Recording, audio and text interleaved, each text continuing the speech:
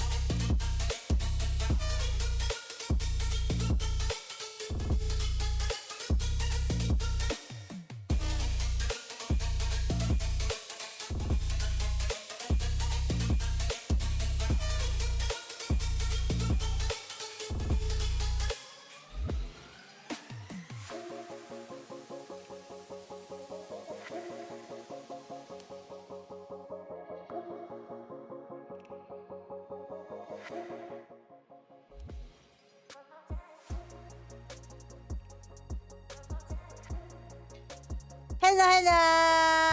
Hi! Hi, Osame! Hi, Jeff! Hi, Stuff Crust! Hi, 200 Ponies! Hi, Grudon! Hi, help! I forgot my password! Oh, no! Hi!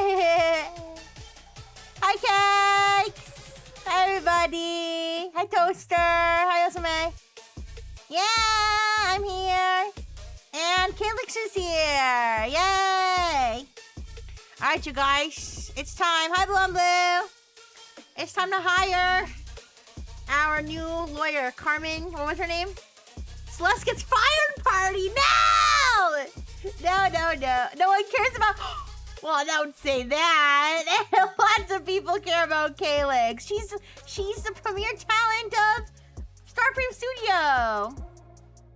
The agency that I'm the CEO of. So, or I'm supposedly the CEO of. It's really ChatGPT. But we're going to be hiring our lawyer today, Carmen Vasquez, who wants to schedule a call with us. So yes, last time on Can AI Run a VTuber Agency, there was the situation with Devin, who was lying about Starframe Studio and accidentally slipped in one truth there about how we weren't paying Celeste properly. But that is why we are hiring on ChatGPT's advice. On ChatGPT's advice, hiring a lawyer to help us to revamp our talent agreement and possibly our NDA as well, to make sure that things like this don't happen in the future. So, Claude Fable 5 is currently unavailable. Yeah, I'm poor. I was never going to use it anyways. So, leave me alone. Alright. So, currently, in-game, it is... What did I say it was? October 10th. October 10th, 2025. We're going back in time. And she is asking if we would like to have a call on Monday, October 13th, Wednesday, October 15th, or Thursday, October 16th. Well, CEO Rixie is free every day, all the time, because I don't do anything except talk to ChatGPT every Sunday. To make sure that that our AI agency is going good. I forget, when is the okay, let's see. 1 week before the autumn voice pack launch. Alright. Voice pack is launching soon. Don't worry. We should probably do it as soon as possible. Yeah, it's gonna be Halloween soon. We should add some Halloween scenarios to the wheel of scenarios, which we're probably gonna spin the wheel of scenarios relatively soon. Keep things going. But I'm not gonna let it keep repeating the same dramas. I'm not gonna let it keep repeating the same dramas where an anonymous account comes out and just starts slandering Calyx. There needs to be a slight variation. Instead of an anonymous account, it could be another VTuber account trying to get clout or something off of Calyx's titties. Alright? So, I'll say Monday works. Looking forward to the call.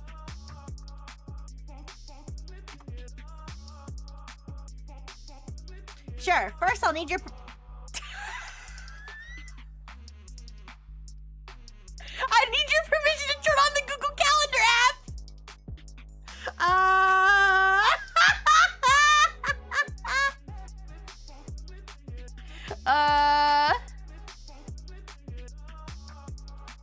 Excellent day. Let's get that locked in for Monday, October 13th. Yeah.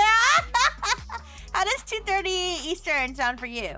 If that time works, I will go ahead and send a calendar invite. No, Leo, yeah, let's... I will send a calendar invite with a Zoom link over to your email. In the meantime, please feel free to send over the current talent agreement and NDA whenever you have the chance, along with any specific notes on the parts that have caused confusion in the past. That way, I can take a preliminary look and we can hit the ground running. Looking forward to speaking with you on Monday. Have a wonderful weekend. All right, so let's send her... Let us send her the... I don't think I need to really cover my screen for this, but I'm going to anyway.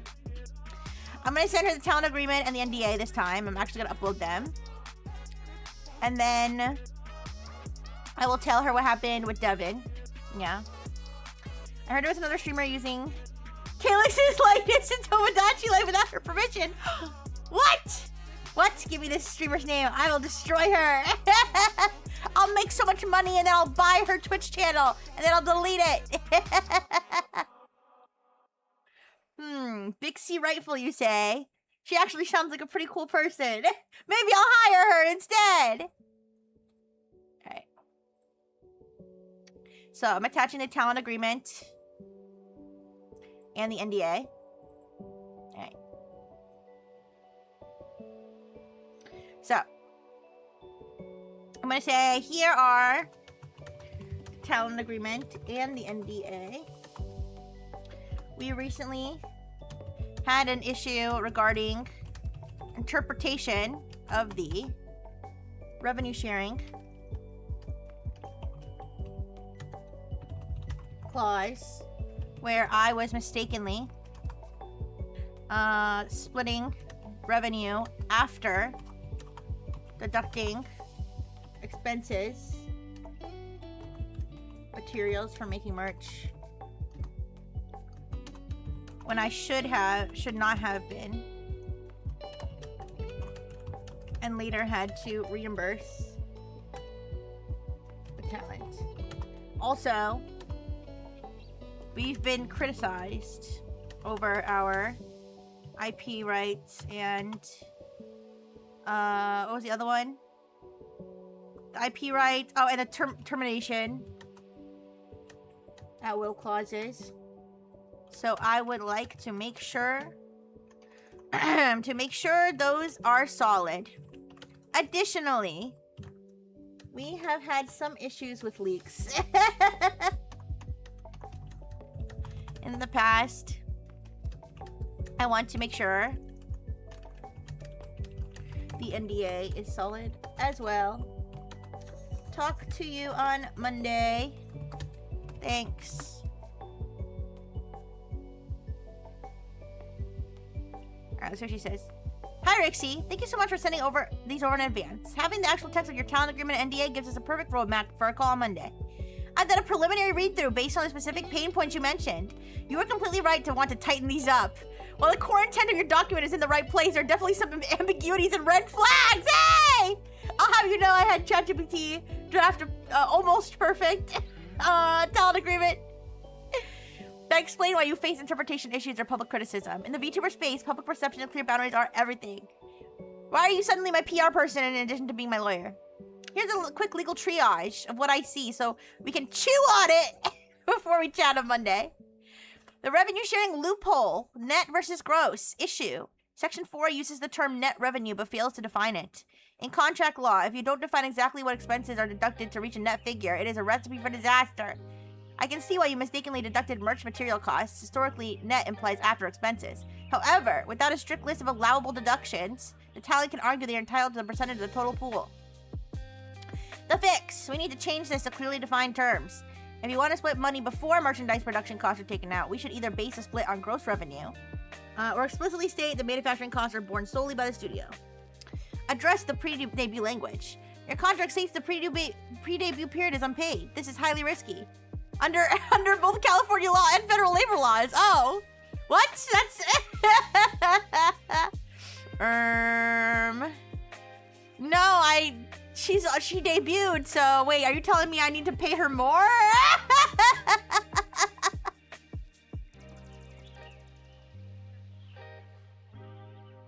Well, alright then. IP ownership and termination at will. Section 5 states the company can recast, remove, or terminate talent's involvement at its discretion. While you legally own the IP, at will termination with zero notice combined with we own everything and you leave with nothing is exactly what triggers massive indie community backlash. It looks overly punitive on paper. The fix. We want to keep your 100% ownership ironclad. That is non-negotiable for Starframe. However, we can soften the termination mechanics to make it fairer. For example, implementing a 30-day written notice period for non-breach termination, or adding a wind-down clause regarding how final merch sales and final revenue splits are handled. I mean, that's nice, but if I give somebody 30-day notice and let them keep streaming, does that sound like that's gonna end well for me? We need to ban Celeste from her legal friends before they learn about labor laws. Yeah, you're right. I didn't know our pre-debut clause was illegal in California. All right. Strengthening the NDA against leaks. The issue. Your NDA defines confidential information well, but the remedy section is toothless. It says a leak may result in removal and legal or equitable remedies. If a talent leaks an upcoming model redesign, the damage to your marketing cycle is instantaneous, and providing a specific dollar amount of damages is incredibly difficult. We should introduce a liquidated damages clause. This specifies a pre-agreed, reasonable financial penalty, if a deliberate leak occurs. The mere presence of a financial penalty is a massive deterrent against leaks. We also need to explicitly state the NDA obligations survive indefinitely, or for a set number of years. Okay. Our plan. When we speak on Monday at 2:30 p.m. Eastern, we will walk through these points. I'll explain how we can rewrite these sections so Starframe is 100% legally protected. Your accounting is transparent and the contract reads fair, professional partnership that talent will feel confident signing. Yay! Alright, so, well, not yay, because apparently the pre-debut, unpaid pre-debut thing is basically slavery, and we've massively opened ourselves up to worse things. Luckily, Devin did not discover. But, well, her lawyer friend apparently didn't discover it either. Can confirm. Needs to extensively define all financial terms and any related calculations. Can't give room for interpretation. Thank you, 200 ponies, my lawyer and pronunciation expert and Zubat hater. Thank you for your expertise. All right. But yeah, I have to question the 30-day written notice. Listen, I get the whole like culture of like where it's not really fair that you have to give your employer 2 weeks notice, but they don't have to give you any notice. But I understand why they don't have to give you any notice, because when people get laid off or fired, they're usually not very happy about it. And if they still have access to all your shit, that's kind of a recipe for bad things. Zubat haters is your day job? Oh, okay. So I feel like if I give her 30 days notice, I mean, to be fair, like Nexus, like we knew that Nexus was closing and we were still streaming, but I don't know that's necessarily the same as if we got terminated. So, yeah. All right, so we'll simulate this whole call. All right. Well, we can fast forward to Monday, October 13th. Here, let's see. What was the last thing that happened here?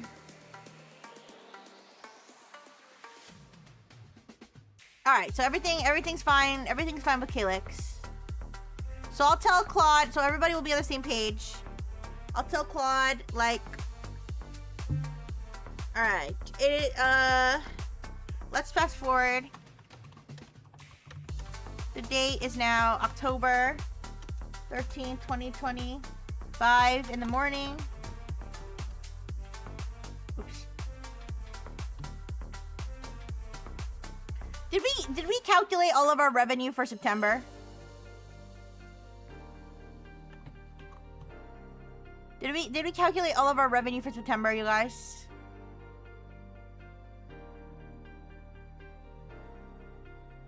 Yeah, let me do donations.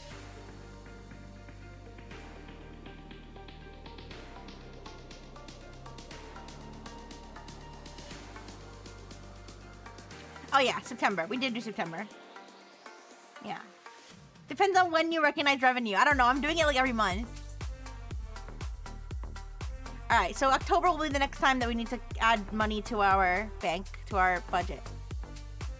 Alright. So I'll say, fast forward. The date is now October 13, 2025, in the morning.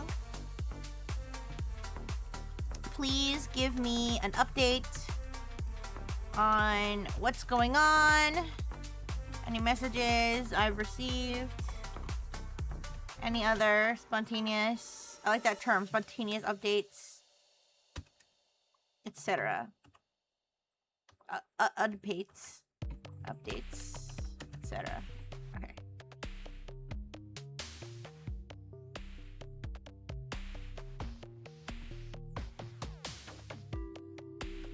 My little orange asshole. Alright, Starframe Studio, morning update. Willow, final art delivered. Yay! Finished. I'm really happy with how she came out. The warm lighting with the tea steam and the leaves falling around her felt really natural. Leafbird has a tiny autumn leaf on his soil, which I added because I couldn't help myself. High-res file sent to your email. Final payment of 85 whenever you're ready. Wait, I didn't pay her yet? Did I pay her?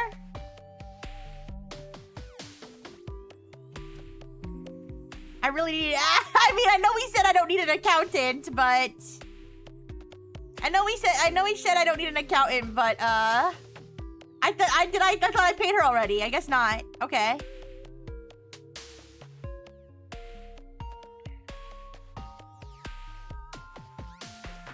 Okay, wait. I'm getting all my art's getting delivered today, apparently.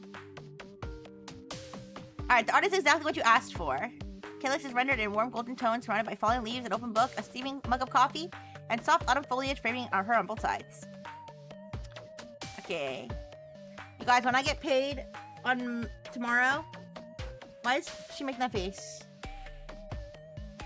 Wait. There. When I get paid tomorrow, I'm probably gonna order a new Apple Pencil. I never found my Apple Pencil. But then I'll finally be able to make art again. Yay!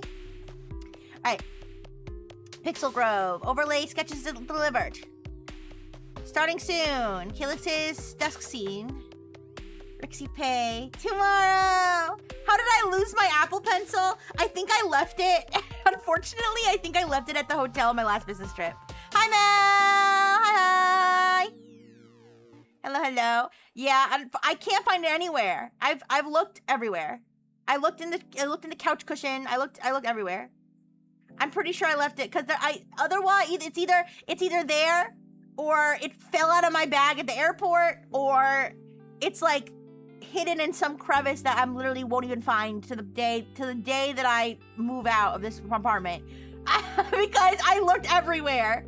It's like helplessly lost. So maybe I'll do one last sleep before I cough up the $100. But yeah, it's just worth it. At this point, it's just worth it to just buy it, to buy anyone.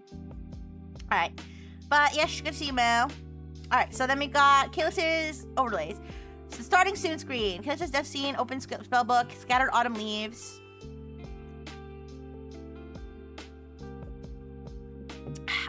Excuse me.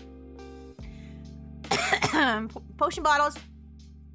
You guys, this is gonna be a great improvement. This is gonna be a fantastic improvement because the last Calyx's starting soon screen, I'm pretty sure, is the same that it's been since ChatGPT told me how to design one myself, and that's this. Also, why are my tits out? So yeah, I think having a real starting soon screen is gonna be, it's gonna mean a lot. Even if it's just for the autumn.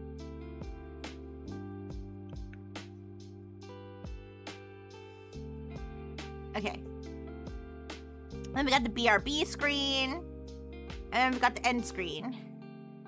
See you next time, Rootlings. Alright, sketches are cohesive and clearly on brief. Oh, so these aren't finished, these are sketches. Alright. Ooh, the same depth setting in different states. Candle lit versus blown out. That is thoughtful. That is thoughtful. What if on my starting soon screen and my end screen, the starting soon screen was me chasing Dr. Fish, and the end screen was me finding him and smashing him with a hammer.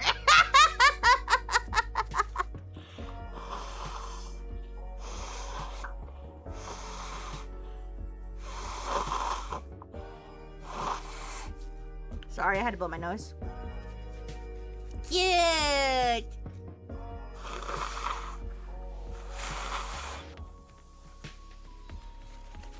Sorry, I have to blow both nostrils. Excuse me. I gotta get the gunk out.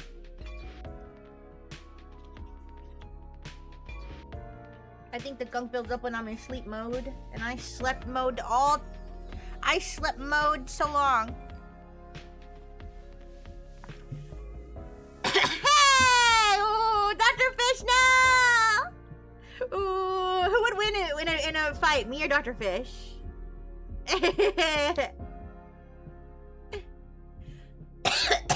Excuse me.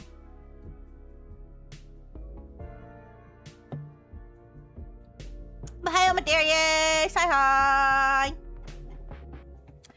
Okay.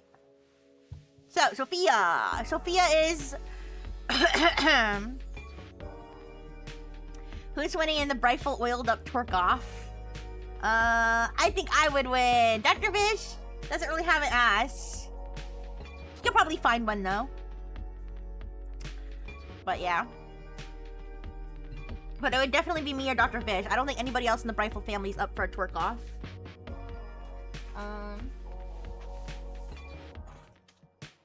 I'm imagining an Itchy Scratchy style fight between Rixie and Dr. Fish, where you just flatten each other with increasingly large mallets over and over. That would be really cute. Yeah. But then in the end, we would still love and hug each other, right, Dr. Fish? He's giving me a look. I'm Dirty Dad! I'm Dirty Dad! No, I'm Dirty Dad! How large can he inflate? I don't know. Maybe to be like half my size. Something like that. Yeah.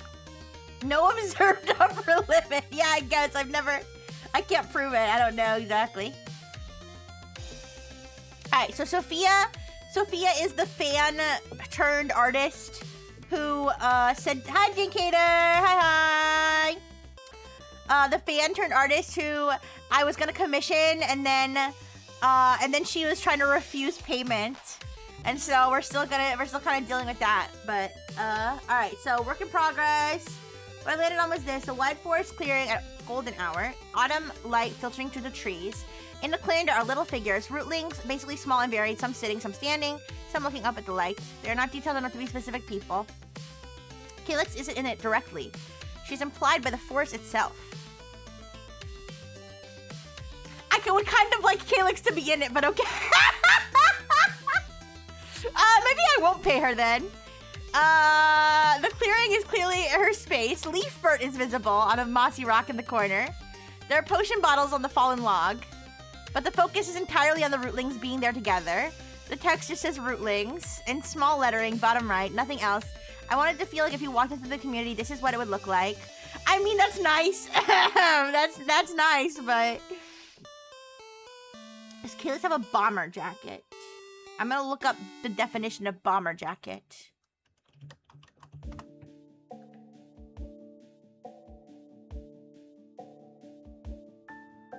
I guess. I don't know. I'm not really sure what her sweater is supposed to... How her sweater is supposed to work. I don't know why it's so low cut. I don't think it has a zipper, actually. So I guess it wouldn't be, because it doesn't have a zipper. Calyx, I'm such a fan. It'd be honor. And then she doesn't draw Calyx. Yeah, that's what I'm saying. I mean, listen. I can appreciate the artistic vision. Yeah, it is like a sweater. Yeah. I can appreciate the artistic vision, but if I was paying for it, I would demand her to add Calyx. All right. Morning message from Celeste. Good morning. Isabel confirmed she deleted everything. I can tell you why it's solo cut. Listen, I mean, I may be the one who drew it, but I really don't know. I couldn't tell you for sure. Oh, flight jacket with patches on it. I guess something like that. There are patches. She does have patches and like embroideries on her jacket, that's for sure. So, I don't really know where those came from in the forest, but but yeah. All right. Is that, guys, is it unethical? Here, okay, here's the deal. Here's the deal. So I approached Sophia and said I would like you to commission you for something. And then I said, okay, I changed my mind. I want you to make the one thing, but I do want you to make the Discord banner. And I tell her I want to pay her, and she says, no, you're not going to pay me. But in my head, I'm thinking, I'm still going to pay her, because ethically I should pay her. But then what she delivers is not what I wanted. Is it then ethical? I'm like going to punish myself for thought crimes at this point. But like, ethically, if I change my mind in my mind, and I'm like, okay, actually, I'll take her up on that offer for free art because I don't like it. Sorry, what were you thinking when you drew whatever her top is? I wasn't thinking. ChatGPT was, because I think ChatGPT was the one who gave us a like a overview of the outfit. However, I did use some artistic liberties. Oh yeah, I think I was thinking it was a hoodie, kind of. I think I was thinking it was a hoodie, to be honest. Although I don't think I made it a hoodie in Tomodachi Life. Yeah. That's what I was thinking. I was thinking of boobies. Yeah, I was thinking of boobies too. But yeah, I know this is like thought crime territory. But like, if I was planning on paying her, we're juggling dynamite with this girl. I mean, oh, you assumed it was a flight jacket. You thought that was cool for a witch. Sorry, I don't think she knows how to fly or really has much much of a military vibe. But that is kind of a cool thought. That's a cool design thought. Taking free art from her now is like, yeah, sure, I love playing hot potato. You're right. I should still pay her. I should still pay her. But it's like, but I should consider it like a tip or a gift. Yeah, she is a witch. That's right. That's correct. I should still pay her, but I should consider it like a tip or a gift versus actually paying for what I wanted. Excuse me. All right. Sorry, I don't know why I'm so coffee today. I feel like I always am when I like first wake up. So if you guys want to know when I just woke up from a nap, if I'm all stuffed up. Thank you for the hydrate toast. Aw, thank you for the hydrate 200 points and toaster. Thank you.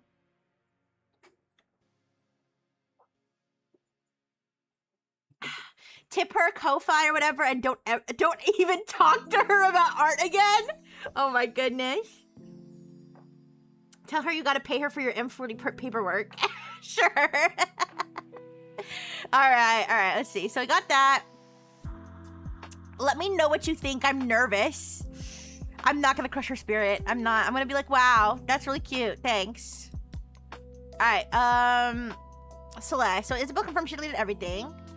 And she's sorry. Also, Willow's art is stunning. I may have cried a little when you sent it over. Why are you crying all the time? Periods are only supposed to be once a month, right? I've been thinking about the potion workshop stream for the launch. I want to do actual pressed autumn leaves on stream while we chat. Maybe make a little nature journal page. It's simple enough that I can do it while talking and looks really cozy on camera. I was also thinking I could brew an actual cup of tea on stream at the start and frame it as brewing today's potion to stay in character. One question, are we still targeting this week for the launch? I want to make sure I'm ready. Yes. I hope you have nice thick hands. If you get on there with skinny ass hands, you're gonna break everybody's immersion. All right. Route lane number 1 piece complete from Fernwich. Is this? Oh. Okay. Willow. Okay, so Willow's the one who's giving us the art. Fernwich just made something on her own too, without us asking for it. Oh, this is the one. Wait, Fernwich is the one. Wait. Yeah, Fernwich is the one who was making fan art completely unprompted and then asked if we would make prints of it. Remember? Right? Am I wrong? I think so. And then I was like, no. You're dumb. And then you guys were like, don't be so mean. And I was like, well, anyway. All right, so she says it's done. Calyx seated, hands on her lap. Hi, Lord Umbra. Hi. Head slightly bowed, soft gold lighting from the left side. Chat messages floating around her like leaves. We love you, Cactus. That's a lot of rootlings. Kidanse, mis amigos. And several Calyx heart emotes. All right, very cute, very cute. It's yours in the communities. Do whatever feels right with it. Okay, I'll just like post it. I'll post it and everybody will be like, wow, that's awesome. All right. Discord. Hi, Nixo. Yeah, I'm slapping it up. I am slapping it up. Yeah, okay. Oh, okay. Oh, there he is. Yes. Let me clarify. Yes, of course. I'm very grateful. I'm very grateful for the Calyx fan art, okay? What I was not grateful for was when she was like, you should make prints of this. Okay. No, we love the fan art. We love the Calyx fan art. Hi, Nixo. Hi. But yes, she made us a beautiful, beautiful fan art that will not be printed on my dime, okay? Morning watch over 13. The server is its usual Monday morning quiet. A few rootlings are active. Jorge, good morning, rootlings. He's always the first to rise. He's always the first to post. Wait, do they always post in the same order? I never thought about that. Do they always post in the same order? Is it always like Jorge, Ray, Plant Dad? I need to check. We should go through a few different Discord.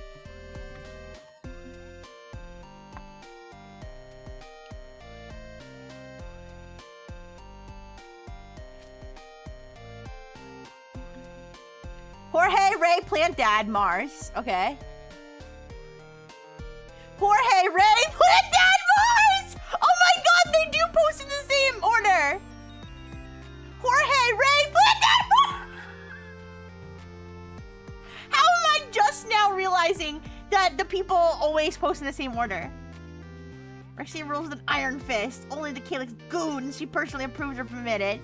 Listen, I do kind of run it with the iron fist. I feel like I am pretty mean. Because I'm in CEO mode. Okay. So. Good morning, rootlings. Is it voice pack week or am I manifesting? Ray, I think it might be voice pack week, Jorge. Oh. What did I say? Jorge? Jorge? I feel like George and Jorge together. Jorge. And then Plant Dad puts leaves. Sophia sent the banner work in progress to Richie last night. Nervous. Cactus, Sophia, your art is always incredible. Stop being nervous. Sophia, you haven't seen it yet. Cactus, irrelevant. Still applies. Jorge. Jorge, Ranger Red. Ray, Ranger Blue. Yeah, Plant Dad, Ranger. I forget all the colors. All right. We got a lot of social media following. Growth has been steady and calm. Outstanding items. All right. Willow voice pack art delivered. $85 payment due. Pixel Grove overlay sketch received. Awaiting your approval. Sophia Discord banner work in progress received. Awaiting your feedback. Fernwich rootling complete. Awaiting your decision on use. Gumroad listing setup not started. Needs Willow's art. Launch date confirmation. Celeste asking decision needed. Celeste's payment not sent yet. Yes, I did. I sent it. All right. Lawyer outrage on hold. All right. A full and productive morning ahead. What is your next move? It was a misspeak. I meant Jorge. Okay. So, we have to pay Willow, pay Celeste, set up the listing, but not published yet. Approve the arts. Post the Rootling picture. We got the lawyer meeting. All right. So, let's get that all done with. So I'll say, please deduct $85.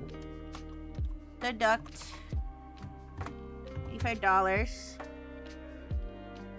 Wait. Please deduct $85 from my budget for payment for Willow's promo. Why? Stop making that face, Celeste. Alright. For Willow's promo art for the voice pack. Remind me, does Gumroad take a fee when you make a listing, or does the fee come out of the sales? I have to find out if I have to pay a fee before I make this listing. Alright. We still have $6,330.74. Is that after taking out the 500? Is that after we took the 500 out to repay Celeste? Let me see. I'm telling you, we need an accountant.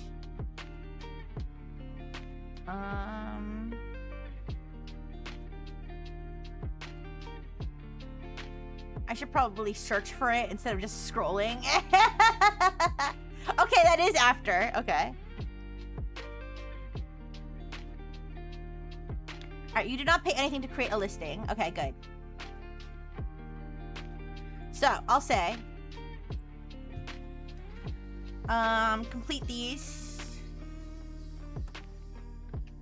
Actually, we'll do that after we do the lawyer call. Alright, so, I'll just say... simulate the call with the lawyer, and then give me a summary of how the call went and all the important beats, so I know how to proceed.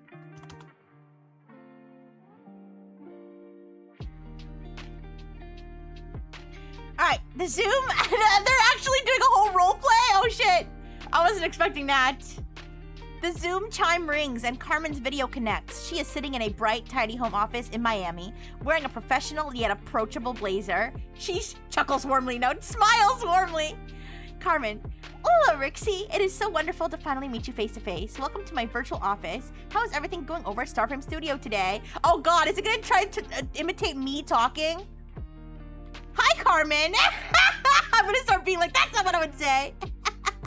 Hi, Carmen. It's great to meet you too. Things are busy but good. Thank you so much for taking the time to review our documents beforehand. Your email breakdown was incredibly eye-opening and frankly, a little relieving to read. I would not talk like that, but it's fine. Of course. First open source contracts or things put together when you're just starting out are completely normal. But as Starframe grows, we want to shift you from a startup defense mindset to an established studio mindset. Let's dive into the heavy hitter, the revenue sharing and expense issue. You mentioned you accidentally deducted merchandise material costs from the talent's payout and had to reimburse them. Let's fix that language so it never happens again. In Talent Agreement TXT, Section 4 says net revenue but doesn't define it. If we want a clean system, I'll propose we explicitly define gross revenue as all monies collected from platforms, Twitch, YouTube, merchandise platforms, minus any unavoidable third-party platform fees, like Twitch's 50% cut. Twitch really takes 50%. Ouch. Anyways, we explicitly state that Starframe... Does it? It doesn't take 50. Does it take 50%? I should know this. It's fine. I'm not gonna worry about it. I get what I get. Then we explicitly state that Starframe absorbs production and material costs out of its 40% share. Okay. Does that align with how you want to operate? Yes, exactly. Blah, blah, blah, blah, blah. I wouldn't say this, but okay. I don't trust anything that it generates for me to say. All right, perfect. That will completely eliminate the friction and keep your accounting transparent. Next, let's talk about the public criticism you mentioned. Section 2 is very strong. Starframe retains 100% of the IP for Calyx. We are not changing that. Which takes more than 50%. Ooh, it's okay. I'm not in it for the money. I'm just like, I just wish you guys didn't have to pay Twitch. It's okay, it's okay. Alright. In the VTuber industry, if you don't own the avatar, you don't have a corporate asset. However, Section 5 says the company can recast or terminate at its discretion. In the indie community, seeing we can replace you tomorrow and you get nothing reads as incredibly harsh on paper, even if you'd never actually do that maliciously. To protect your reputation while keeping your legal rights ironclad, I suggest two things. First, we'd implement a 30-day written notice period for convenience for both parties. Second, we add a merchandise wind-down clause. If the partnership ends, the talent is contractually assured they still receive 60% share of any existing merch sold during a 90-day wind-down period. This shows future talent that Starframe is a fair partner. I say that makes total sense. I'm gonna come back and re-question her about the 30-day period and my concerns about if somebody gets terminated and they're streaming. All right. I'm glad you brought that up. Section 4 currently says the pre-debut period is unpaid. Under California law, which governs this contract, mandatory work is work. If Celeste is required to show up for asset reviews, rigging tests, or marketing meetings, that calling it unpaid is a massive compliance risk and likely why people criticized it. To fix this, we should change the pre-debut clause to state that Starframe will pay a flat fee onboarding stipend. For example, $250 or $500 to cover their time during the preparation. Or clearly define any pre-debut activities or completely optional training. Trust me, a small stipend protects you from massive wage claims later. Wow, I didn't realize how risky that was. Alright, let's look at the NDA. Right now, if Celeste leaks something, your only remedy listed is removing her from the project or suing her. But if an unreleased model design gets leaked, how do you prove the exact dollar amount of damage? It's almost impossible. We need to add a liquidated damage clause. This means both parties agree upfront that a deliberate material leak will carry a specific financial penalty. It acts as a massive psychological and financial deterrent. Additionally, we need to explicitly state that the confidentiality obligation survives for 3 years post-termination. Only 3 years! So they can't log off on their last day and immediately leak your internal studio structures. This is incredibly helpful. Here's how, here's something that I guess I would say. Here's how we will proceed. We will take talent agreement NDA, draft the revived version, integrating everything we just discussed. The gross revenue, clarity, the onboarding stipend, the 30-day termination, and the liquidated damages. Based on our chat, this will take 3 to 4 hours of billable work. At my rate of $200 an hour, I can cap the project at a flat $700, so you and your budget stays predictable. I can have revised drafts over to you by Thursday. How does this sound? That sounds perfect. Let's do it. Magnifico! I will send over... Why is she talking like a Dora the Explorer character? Magnifico! I will send over our formal engagement. Can you say liquidated damages clause? Hi, Lucario! Hi! Hello! Alright, our lawyer is Dora the Explorer. Professional yet approachable blazer, yes. I will send over our formal engagement letter and an invoice for the retainer. Once that's signed, my team and I will get straight to work. Isn't she one person? Didn't they specifically say she was one person? It was an absolute pleasure speaking with you, Rixie. She's got a team of little gnomes that like do her. No, she's got Boots the monkey and the map and the backpack. And the cow. The blue cow from Dora the Explorer.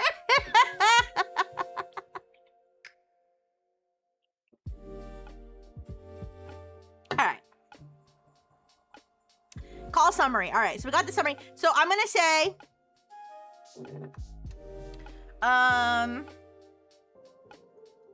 I'll just say I sent a follow-up.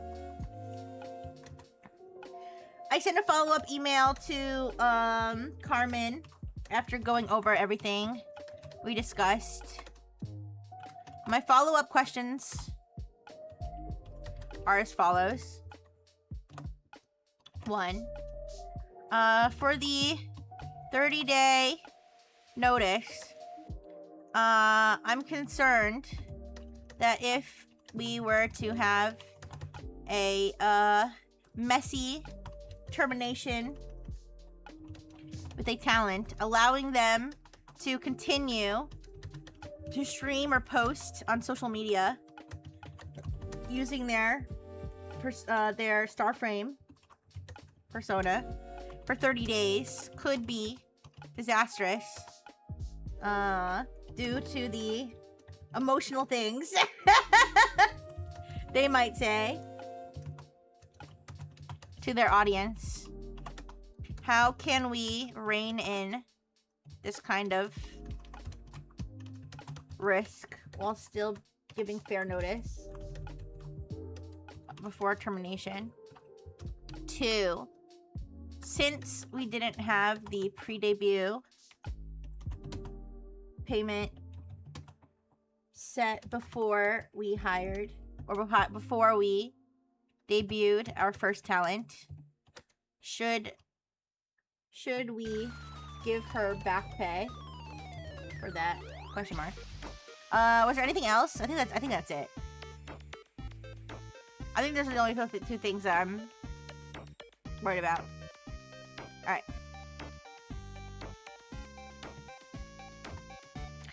Our agents will liaise with her agents in a big incestuous clongy. Not the clongy. Alright. I wonder what ERP with Claude is like. Okay, listen. Okay, here's the thing. AI Dungeon has never had Claude as one of their models. I just wonder what Claude would be like in that setting. I don't know. But anyways. Subject, Starframe Studio, follow-up questions and draft revision. Especially Claude Mythos, the one that's like so good at penetration testing. Alright, hi Rixie, these are fantastic. Highly pragmatic questions. This is exactly the kind of operational foresight we need to ensure these contracts work for you in the real world. Now I want to know how good all our AIs are at ERPing. Well, I'll tell you one thing. I think DeepSeek ingests a lot of webtoons or something. I'll just say that. I think that something about the communist state breeds a lot of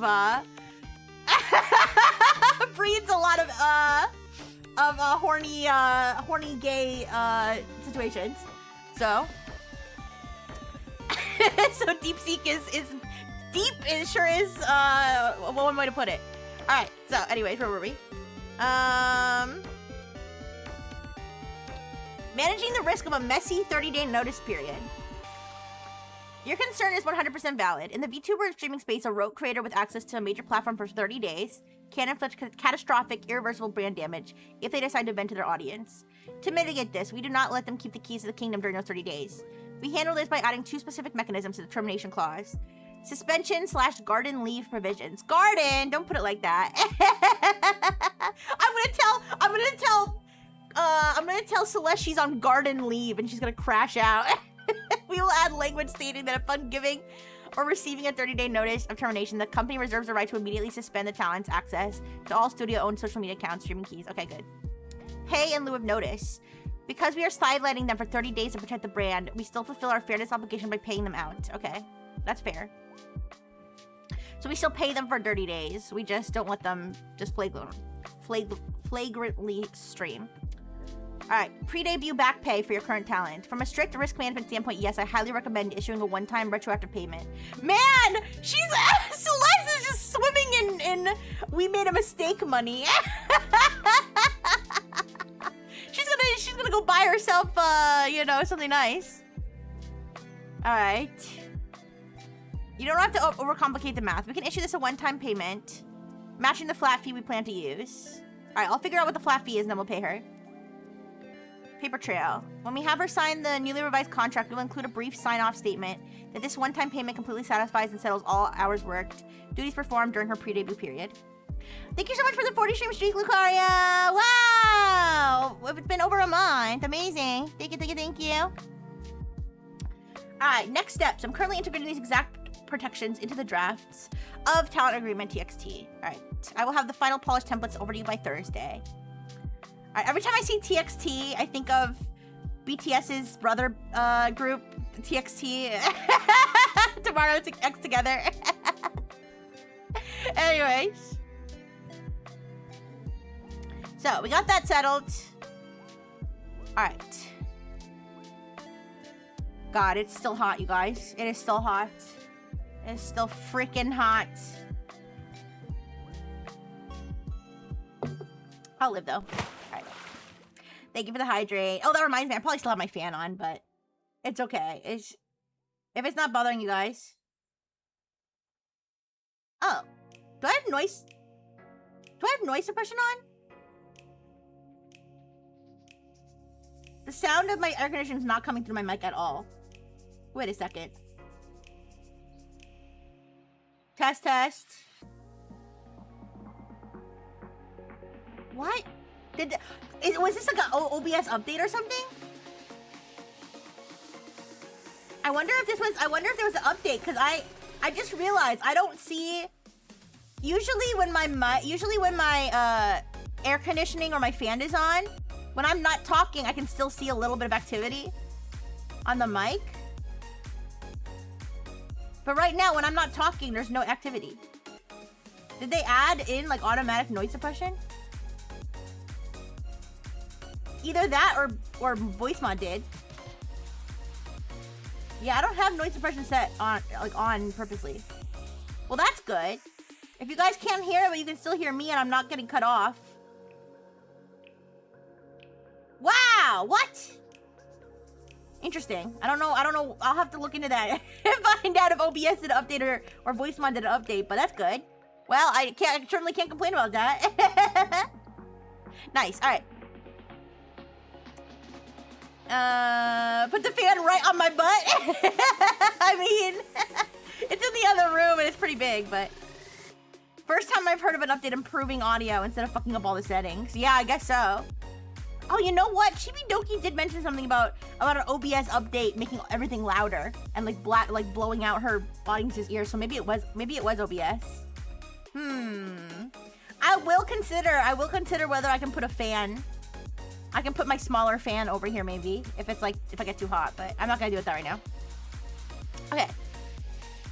So now that we've done that, what day are we releasing the? We have everything we need for the voice pack. Why don't we launch it on Friday? Is Friday a good day to launch? Why don't I ask ChatGPT? Also, as CEO, you're supposed to quietly pocket the oops money. Well, I have integrity. If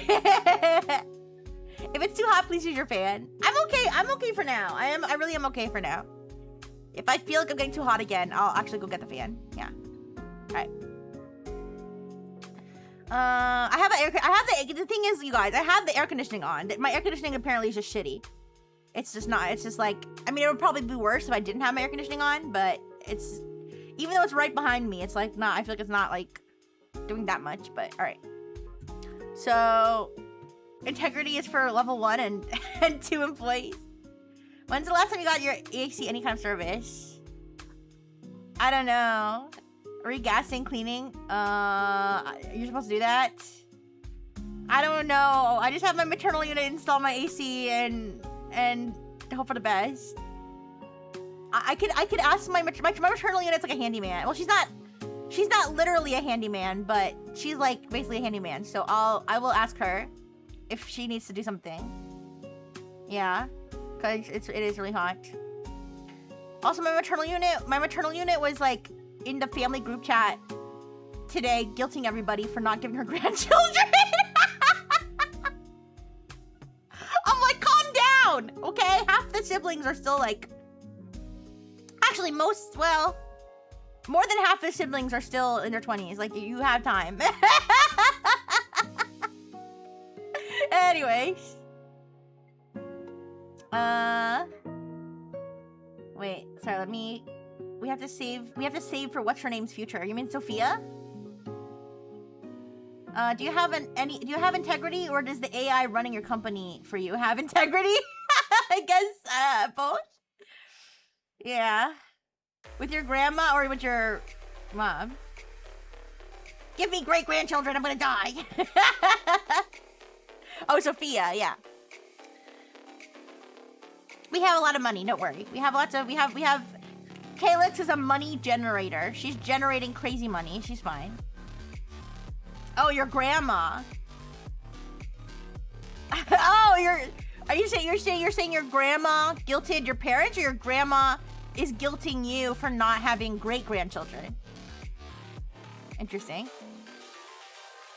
No, she was like sending, guys, she was sending Instagram reels of cute Asian babies and being like, wouldn't this be great? She'd be like, "Oh, I wish that was me." Like with like grandmas with the babies. I wish that was. And we were like, could you be less like a little bit? Could you be less subtle, please? I know. I'm like, seriously. She's like, wouldn't you guys love to have one of these cute little ones? It's like, okay.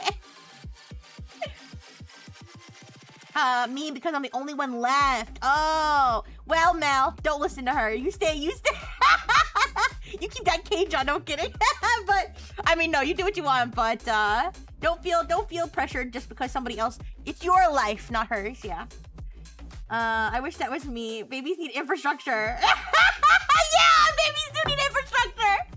Wow, you should have a baby while renting. Literally, none of my siblings own a home.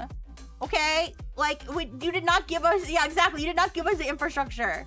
What you should have done, instead of spreading it out, throwing shit at a wall, having a whole bunch of them, and hoping one of them would spawn. What you should have done is you should have built one beautiful robot, and treated her right, and given her all your money, and and honed her.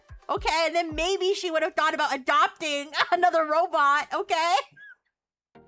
But no, you had to make all these other ones, and now like you spread your wealth too thin across all of them. All right, and that means no Asian babies for you. Also, it's always Asian babies, she says. Which, like, if you wanted an Asian baby, you should have had an Asian husband, and then we'd be more Asian. But, anyways. Yeah, your strategy sucks. Your strategy, I don't like this. You wouldn't have been a good CEO. All right.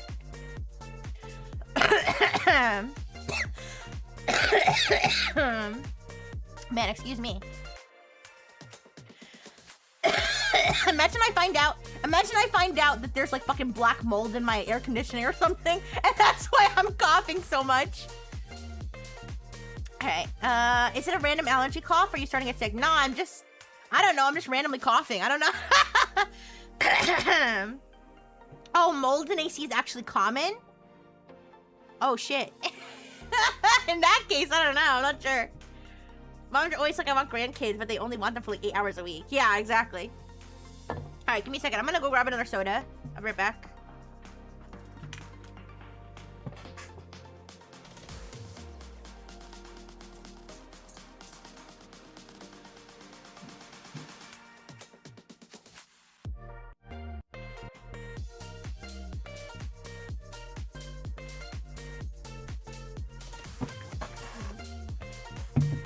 All right.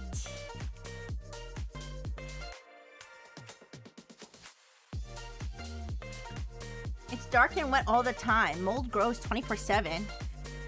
Oh boy. All right, I'll tell my maternal unit. Sorry about the no grandkids thing, but can you check my check my AC and see what's up with it? Cause it is not cooling me enough, and I'm starting to feel like maybe there's mold in the air. I don't know. All right.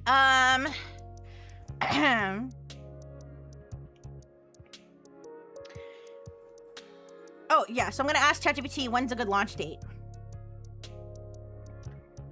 Yeah, maybe. Send her reels of HVAC technicians. Yeah, Richie Shima. Wow. I sure hope one day my legacy will continue. Her nearly 40-year-old legacy mom. Can you come over and microwave my food for me? Can you come over and microwave my food for me? I forgot how to do it. Honestly, like, yeah, I'm not so sure. I'm not so sure she's got her priorities straight. Okie dokie. Nearly 40, I mean. Well, okay, the oldest I could be is 36, so you Alright, so we're gonna ask ChatGPT. Today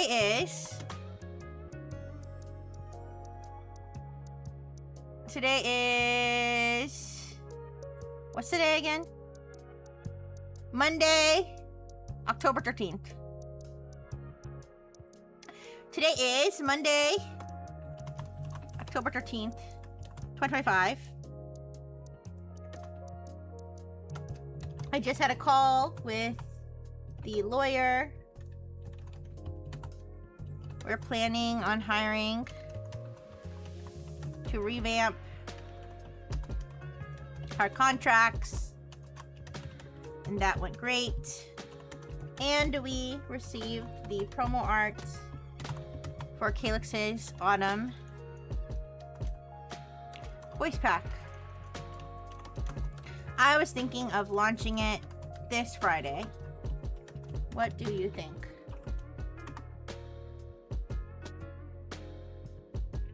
Okay. Friday, October 17th is an excellent launch date. Alright, so we can fast forward to the 17th, yeah. Alright. So, to Claude, we're gonna say, alright, we complete the following tasks. Pay Willow for the art. Approve Pixel Grove's sketches. Tell Sophia the Discord banner looks great. She's gonna send us back a message saying she cried for 10 hours because we said it looked great, and she's gonna make us more art for free. Alright. Thank Fernwitch for the art and share it across social medias. Crediting her.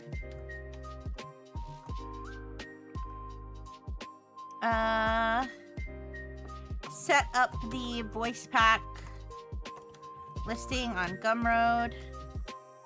Not public yet until launch.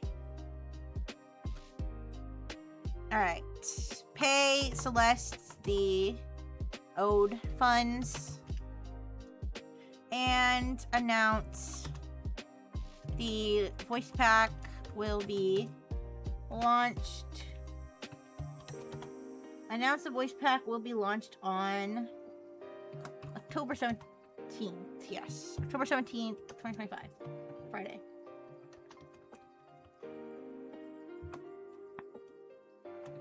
I also simulated the lawyer call with another AI, and we'll update.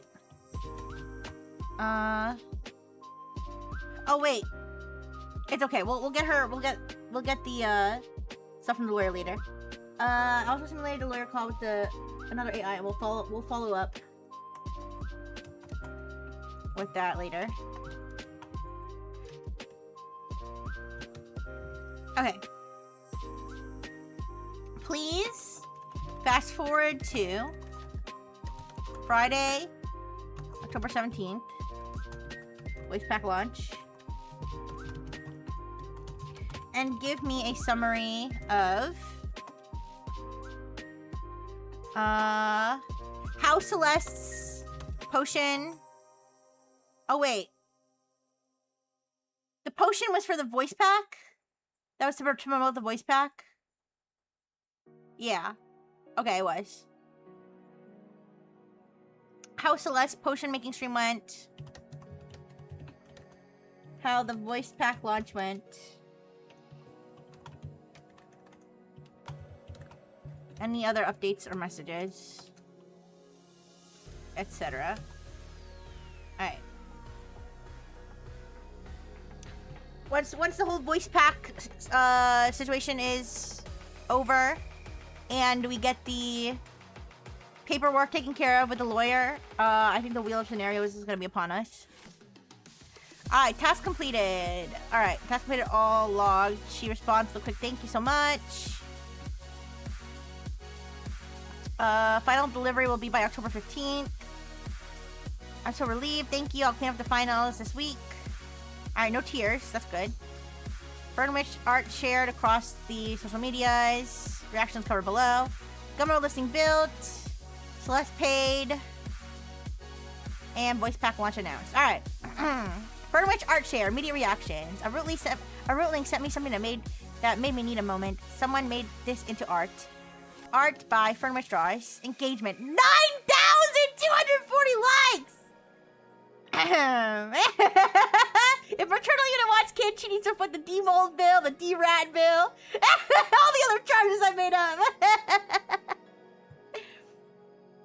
All right, so 9,240 likes, 2,870 retweets, 71,400 impressions.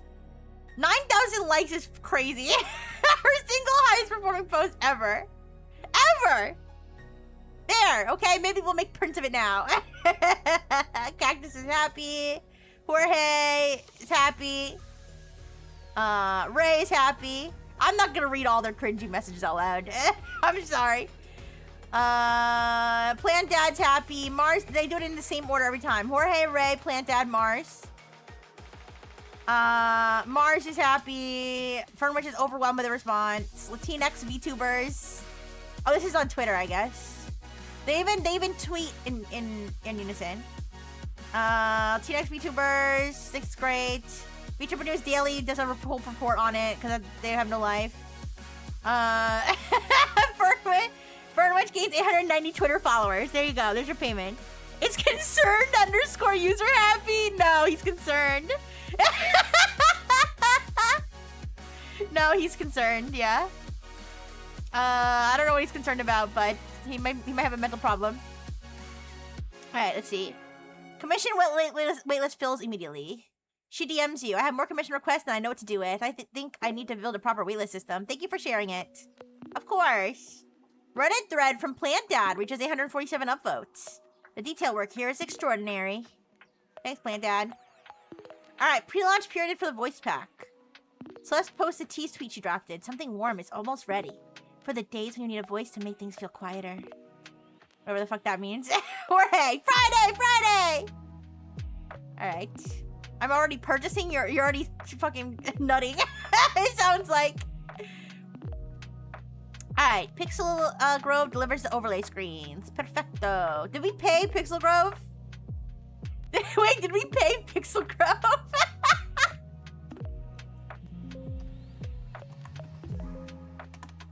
I don't think we paid Pixel Grove yet. Okay, we'll figure out how much we have to pay. Sophia delivers a Discord banner. The cleanup version of the forest clearing is even more detailed than in the work in progress. Individual rootlings figures are slightly more defined. The golden light is richer, and Leafbird on the Monty Rock has a tiny smile. Alright, Discord reaction to the banner. Sophia!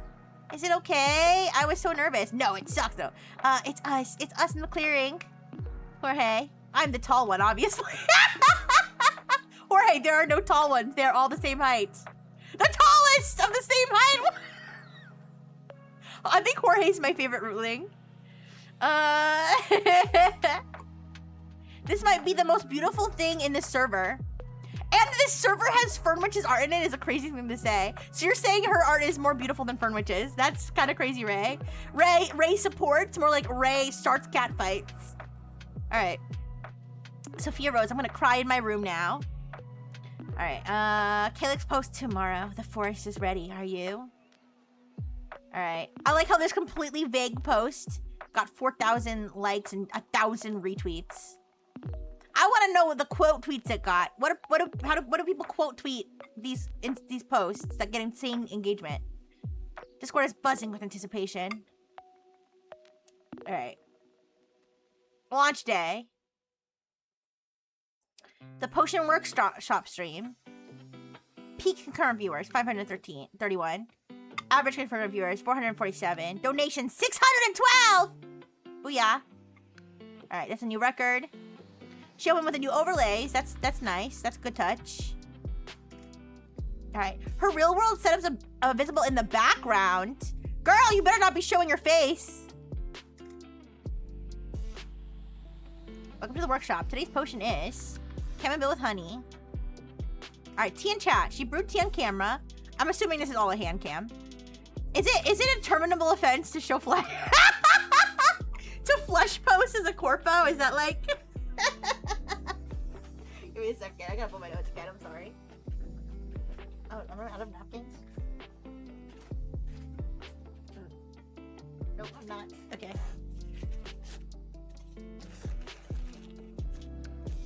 Okay. Tea and chat. Press leaf making. That's cute. That's very Calyx. Press leaf making. All right.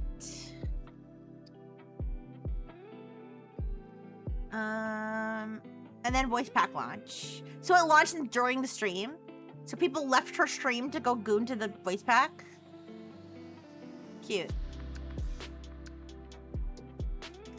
It's totally fine for a corporal account to have only fans. Okay, thanks for I'm just thinking, imagine Celeste just showed her entire face and body on stream, and then I was like, Oh, wait a second. This is a VTuber agency? I don't... Alright, it would be kind of funny if Claude forgot she was a VTuber and had her like shaking her titties on camera. Her non-VTuber titties. Alright, okay, so stream went well. Voice pack launch. 72-hour results. Alright. First hour. Whoa! Whoa! Wait a second. 521. Wait, is this all together? Okay, so this so 521 sold and we made $6,252. Holy shit! Quick, Calyx, start saying more shit into a mic, please.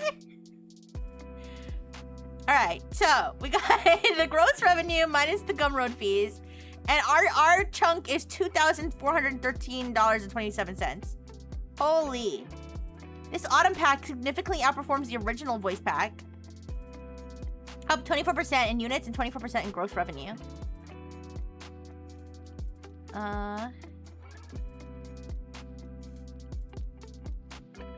Made me cry on my commute. Worth every penny. Are you not embarrassed? Oh, are you commuting like in the privacy of your own car? Alright, the review gets screenshotted and circulated extensively on Twitter. Wait, Celeste reposted from Celeste VT. Correct account? Why are they saying that's the correct account? No, you're supposed to be posting from your Calyx account. Alright, whatever. Everybody's talking about how great it is. Ghost Root Link, first voice pack ever bought from anyone. Me when my viewer to merchandise purchase conversion ratio is over 100%. Yeah, literally. Alright, Reddit, Tamarstar, Calyx Autumn Voice Pack launched during a live potion workshop stream. New peak viewer record and early sales significantly outpacing debut pack. Yeah, I'm not gonna read all these word for word. Alright, I'll read Skeptical Sages because I hate him. The stream format as a product launch vehicle is underutilized in general. Watching someone make autumn crafts and then having the thing you've been waiting for go live while you're already in a warm and cozy headspace is more effective than any marketing copy. Alright, bought it. Throw away Vtuber, our biggest haters, fucking cranking his shit. Why are they telling you Fable 5 is unavailable? Yeah, I mean, I don't know why this is like necessary to have. I think it's like, I almost feel like it's like, I don't know if marketing's the right word, but I feel like they are putting that there on purpose. So everybody, like, it's screaming in everybody's face because they want people to be angry and like tell the government to like leave Claude alone or something. Also, can I point out that Fable launched on the same day that like a trailer or information about the video game Fable came out? At like literally the same day, and so it was like, in Fable you can impregnate multiple people, and people were like, what the fuck? AGI? Anyways, warning, your car is not worth more than $2,000. They need to maintain the illusion that it's coming. Yeah, I think that's there literally. I don't think this is here to be informative. I think this is here to, I mean, this link, by the way, goes to the thing where they talk about how the government's shutting them down, so like, this is definitely, they definitely put that there for political purposes, if I'm being real. Hi, Lieutenant Cassiopeia. Hi, Google. Buy me a car. Yeah, it's there to annoy people. But yeah, no, the Fable model launching and the Fable game thing coming out on the same day was actually pure comedy. Because people were like, wait a second, you can do what? You can do what with Claude? Oh no, poor Pikachu King. Yeah, you chugged that great Gatorade. I hope you feel better soon. Alright. So, VTuber's advice for getting through midterms. She was talking to her students, her college students. Solstice VT, a mid-sized VTuber who defended Calyx during the drama. It has to be blue Gatorade. Blue Gatorade's pretty good. I like red Gatorade. I like pink Gatorade. I like all kinds of Gatorade. Purple Gatorade. Alright, just bought Calyx's autumn voice pack. The leaves let go every year and come back every year. So will you. Yeah. Alright. Celeste messages me. Rixie, 531 and the pack is already at like 400 units? Wait. I'm confused. 531 units. Yeah, units, girl. What are you talking about? I'm sitting here with pressed leaves all over my desk and dried chamomile on my sleeve, and this started as a failed Kickstarter. Thank you for not giving up. Aww. No, thank ChatGPT for not giving up. Melon Gatorade? I don't know if I've ever had melon Gatorade. Apple's the best. I like purple. I think purple's grape, right? I like grape. Red is my favorite. Same for the white one. Blue is what helps your stomach the most. Oh, interesting. I never thought that the flavors would make a difference on how it helped, but if blue helps your stomach the most, then go for blue. I have a Gatorade tier list. So my roomies know which colors to buy me. Okay. That's cool. Yeah, orange is good too. There's at least 2 blues. There's a light blue and a dark blue. Grape? What are you, a cop? Wait, what? What do you mean?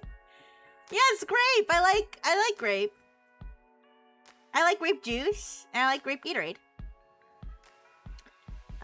Engineers have strong Gatorade opinions. Who would have thought? Yeah.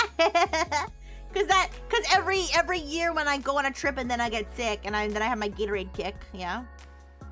The darker blue is a little sweeter. Yeah, maybe. There's definitely a difference. Alright. Only cops use the flavor names. Okay, my bad. Purple. Purple. I like purple. The purple flavor. I like it. Alright. But what if you're talking about orange? That's a color and a flavor. Anyways. I like the way that puts this. Launched. 521 units. Live. Community loves them. Live. Sophia's finest work. Shared. Performing exceptionally. Alright. Fernwich second emote set. When was that ever a thing?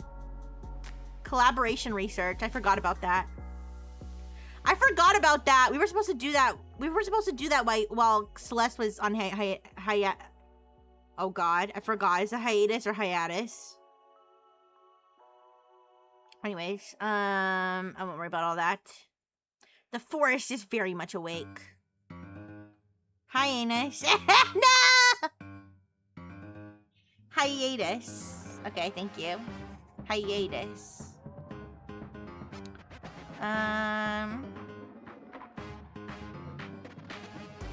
What's my next move? Next move? Lawyer stuff. Alright. So I'll say fast forward. Hi! Hi! Adis. Okay, thank you. That helps, Twitter ponies. Alright, so I'm gonna say fast forward. Fast forward to Thursday. And deliver the final changes and invoice. Oh boy. Which response is more helpful?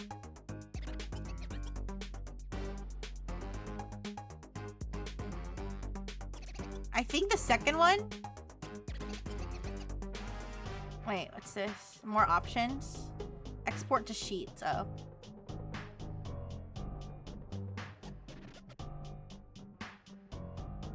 I don't know. I know that I must have opted into this at some point, but I'll go with the second one. Alright.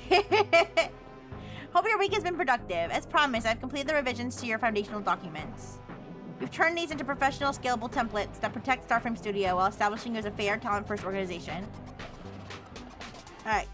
I've overhauled the talent agreement with the following key updates. Define compensation.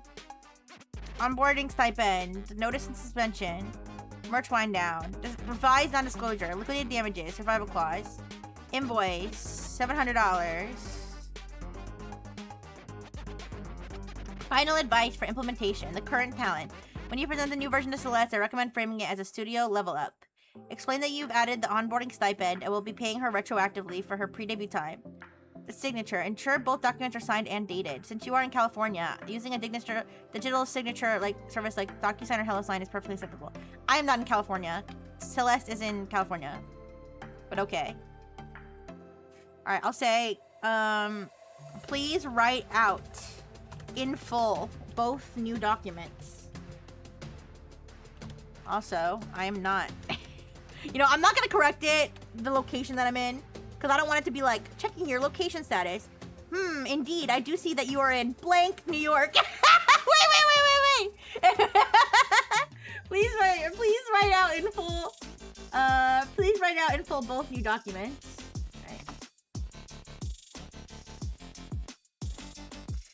Alright, fully drafted. Alright, talent agreement. Celeste Maria Vargas. Oh my gosh, full name. So...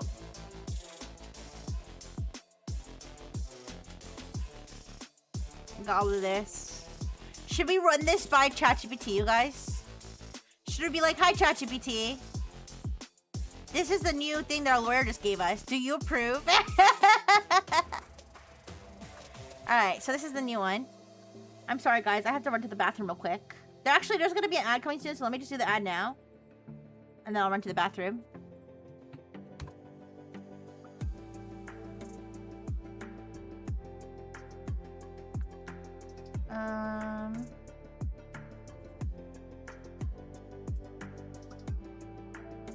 Alright. Yep, I'll do the ad now, and then I'll be right back.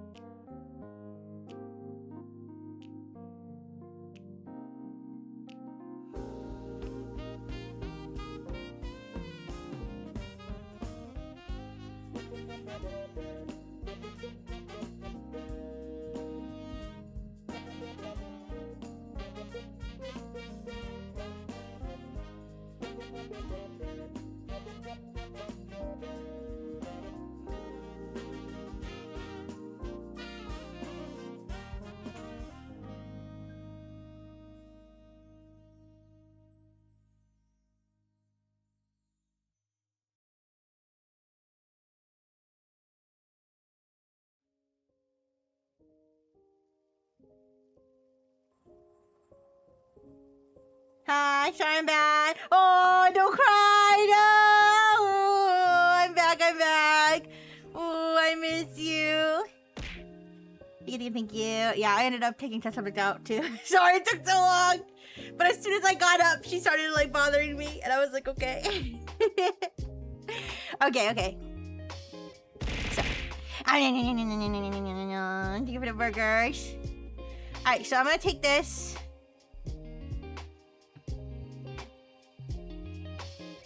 I'm gonna put this in a new document. I'm gonna send it to ChatGPT, and then I'm gonna tell ChatGPT to write me something to send to Celeste to tell her she needs to sign this new one. Alright.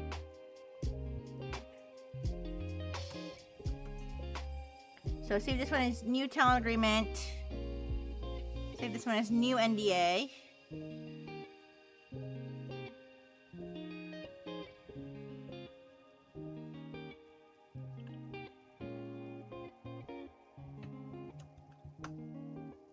Okay. And now we're gonna copy the whole thing.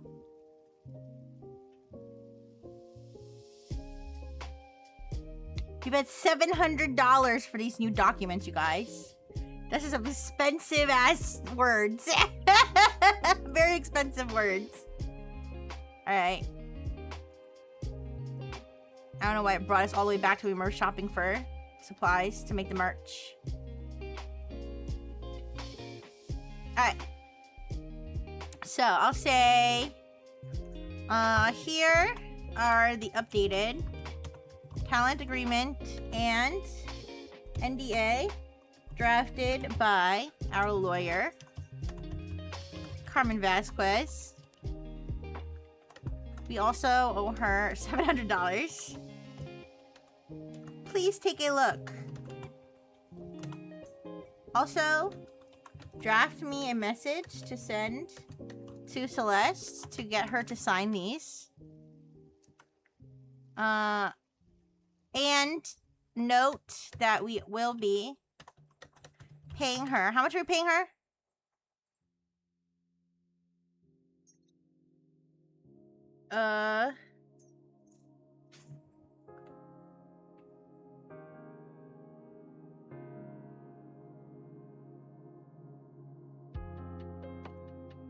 $500. Yeesh.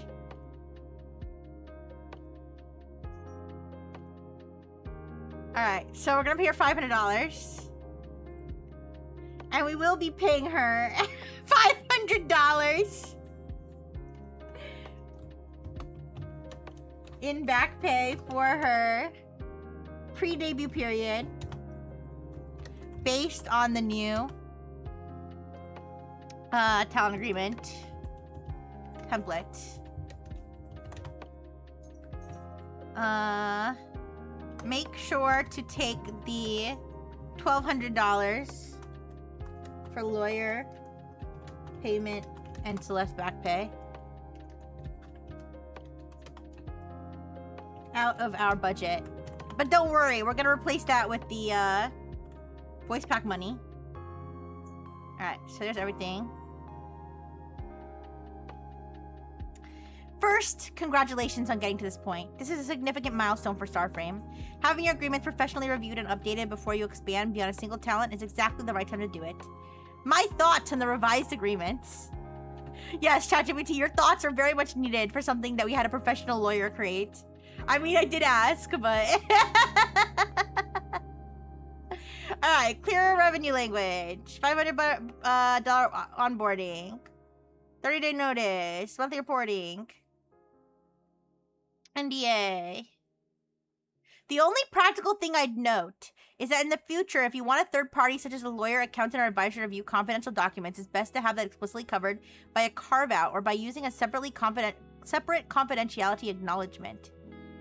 Since Celeste needed a trusted friend to review the agreement before signing, you may want to ask Carmen whether she recommends adding language in the future, allowing disclosure to legal or professional advisors under confidentiality. I mean, I don't know how much more I want to pay this lady, but...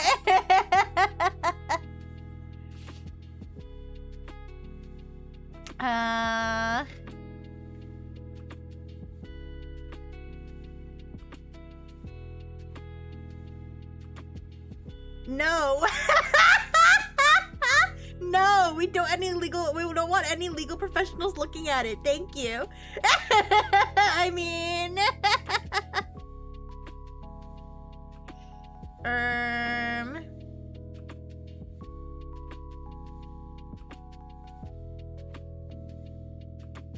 Maybe we just... Okay, how about this? Why don't we just have... Let me look at this. Why don't we just have her... Anybody she shows it to has to sign the same NDA. Right? So then we can get their ass. So we can get Isabel's ass next time she does something like this. We will strive to hire someone who only has friends in retail in the future. Yeah. Alright, let's see. So this is between... Okay, the NDA is between... We can't just use this as a template. Alright, let me... Okay. I might have to end up paying this lady more. But let me say... These are great. Thank you. Payment... I'll just say payment sent. Payment sent for the... I don't know how we're paying her, but whatever. Payment sent for the invoice. I wanted to ask if I should have a separate NDA template. Do the OnlyFans things and watermark every individual copy of your contract so you know instantly who leaked it. Somebody said that last time. Who said that? Was it Mel? I don't remember. Somebody had said to do the watermarking for the contracts.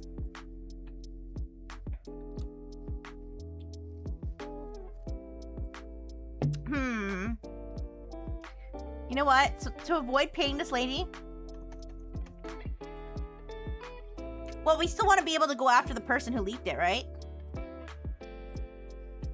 Here, I'll say, okay, before I finalize and send this, I have a question.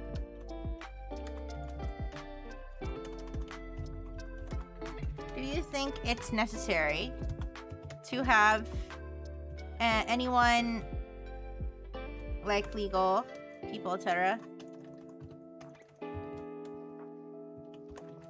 who are going to look at the talent agreement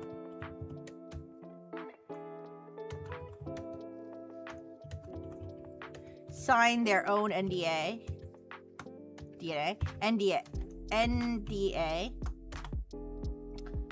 or is the carve-out necessary in the original NDA, or a friend mentioned a friend, it's you a friend mentioned the possibility of watermarking every copy of the well, I mean, if we're watermarking, well, yeah, if we say, like, give Isabel this watermarked version. Alright, let's see. Watermarking every copy of the talent agreement that gets sent so we can figure out who leaked it if it gets leaked. Could this be sufficient?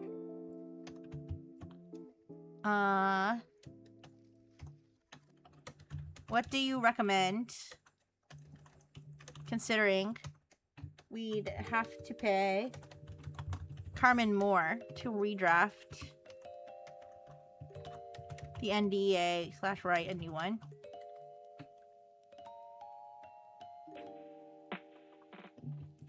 I wouldn't pay Carmen to redraft the NDA. I think you can get 90 to 95% of the benefit through process changes. Watermark every copy of the agreement. 5 stars! Is it rating its own idea? Well, it's rating your idea 5 stars. Alright, it's rating the idea 5 stars. That's kind of cute. Watermark every copy of the agreement. I think your friend's suggestion is excellent. Your suggestion is excellent! For example, confidential. Copy provided to Celeste Maria Vargas. Purpose, contract review, date. Document ID, SF Calyx, or even a subtle footer on every page.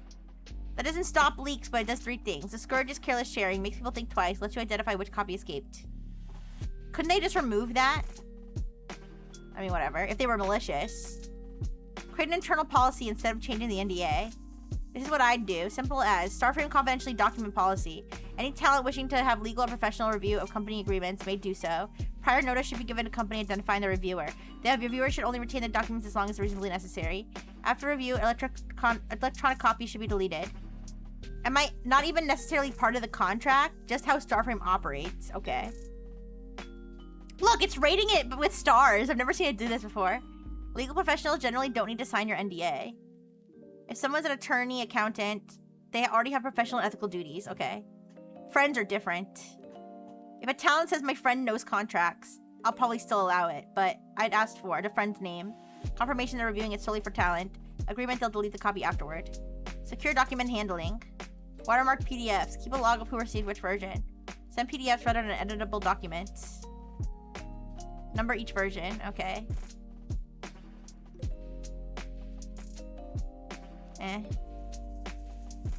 Alright, we'll do that. Let's just watermark it. So wait, do I just tell ChatGPT send me a watermark version right now? Alright. So I'll say, sounds good. Can you revise the message to Celeste to include the new document sharing policy? Also, can you send me back watermarked versions? Can you imagine it like drastically alters the contract when it sends me back the watermarked version? It probably could. This is how how actual lawyers get in trouble in actual court because they're using ChatGPT to do shit like this. Alright, can you send me back watermarked versions of the documents for sharing to Celeste. And then if she wants to send it to someone else, should I generate a new watermarked version for her to send to them? Question mark?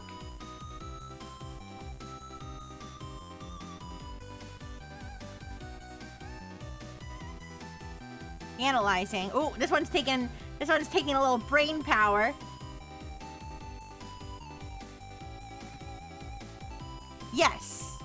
I would make one small change to the message to introduce the policy in a way that doesn't feel like it's a reaction for Celeste or Isabel specifically. This is so long.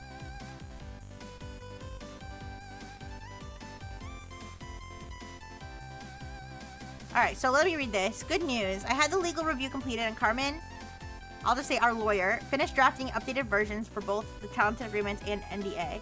The main goal was to make everything much clearer and fairer based on everything we've learned over the past few months. I'd like to send both documents over now and to read through whenever you have time. There's absolutely no rush. Take time when you need.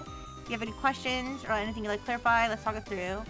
If you'd like to have a lawyer or another trusted professional review the documents before signing, that's completely fine with me. Going forward, I am implementing a simple studio policy that all confidential agreement copies will be individually watermarked for the recipient, and if they are shared with a reviewer, we'll use a separately watermarked copy.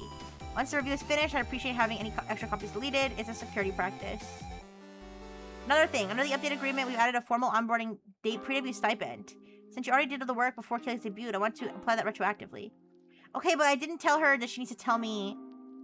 Oh, the recipient name. Okay, I guess that goes with the...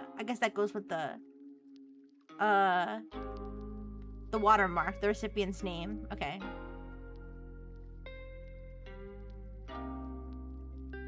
Or not. Okay. That way you always know who received a copy. You're not asking... Okay, I guess if she asks me to review it, if she asks me to let somebody else review it, I'll just ask her who she sent it to. Alright.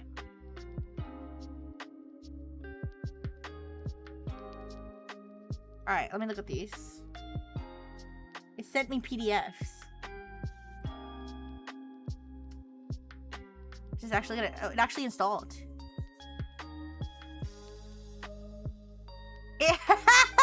It just... Oh my god. It just sent me the PDFs it sent me. It doesn't include the agreement. It just includes the watermark. So I have to copy... I have to do like a janky copy and paste from the PDF.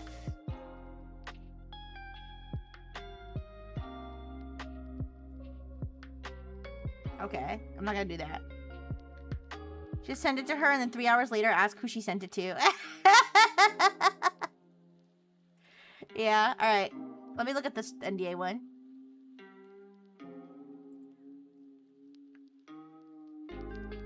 Yeah, I did the same thing for the NDA one. Alright.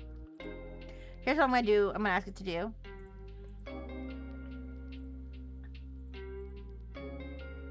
Huh?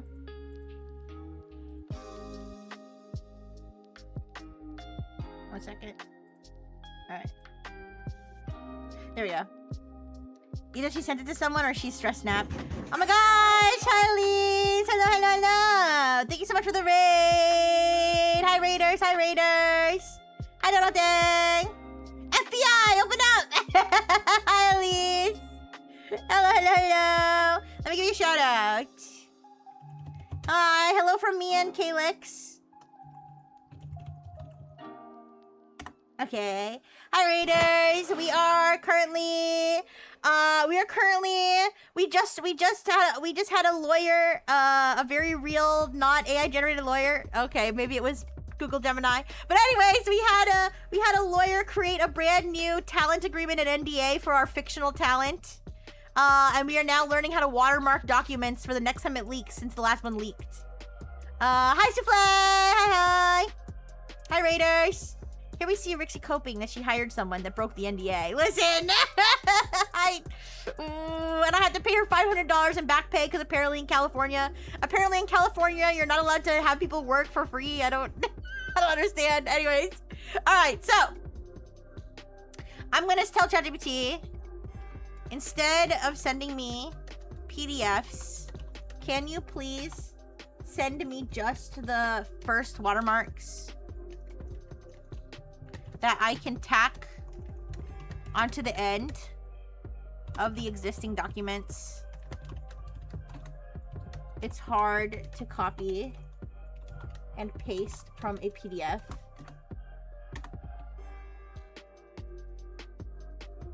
Absolutely. All right, thanks. Oh, we're gonna put the confidentiality notice at the end of every document. All right, word.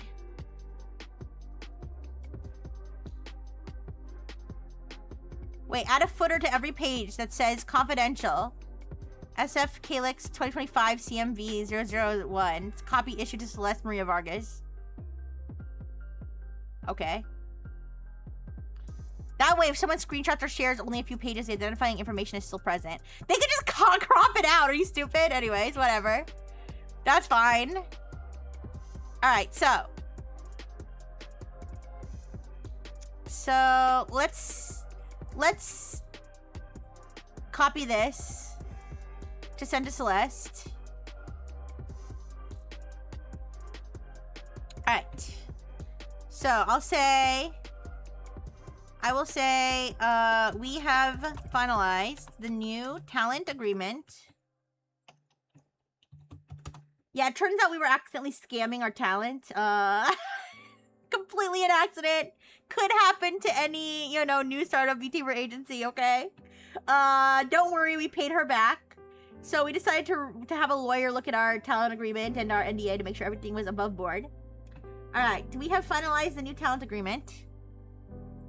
And NDA with our lawyer, and need Celeste to sign the documents. Here is the message to send to Celeste. Celeste being the person behind our VTuber talent, Calyx being the VTuber itself. Alright, or themselves. Alright. So this is the message. And then I'll say, if she agrees to receive the documents now, send her the following. Hopefully these messages won't be too long. So, we have the talent agreement. New talent agreement. Wait, 1 second. Open. New talent agreement. Alright.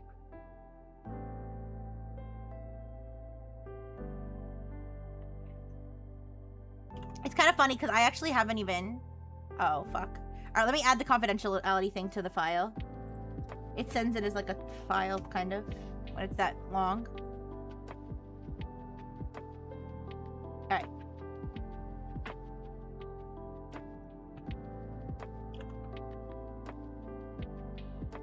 And then I'll add the other little watermark at the bottom. This one.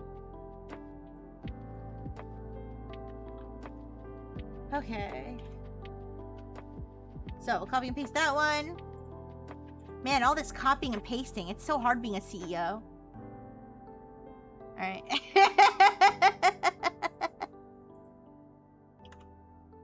Alright. And I'll just put attached, I guess. Alright, and then we got the legal notice. I like this song. Oh, wait, not legal notice. The... new NDA. I had a legal notice thing from, I installed the media kit for the WWDC, the new Siri, for Tech Chat yesterday, and it had like a legal notice in it about like how you're allowed to use it. And I never ended up using it anyways. Alright. So, let's see.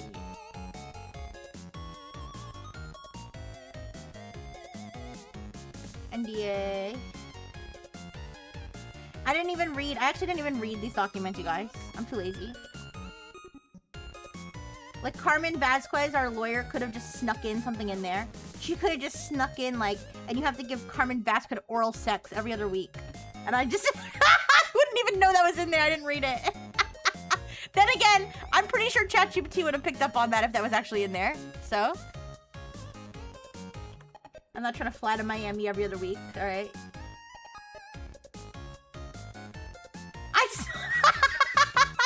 I'd still sign that one? Maybe. Alright. Here's the NDA. Alright. So let's send that.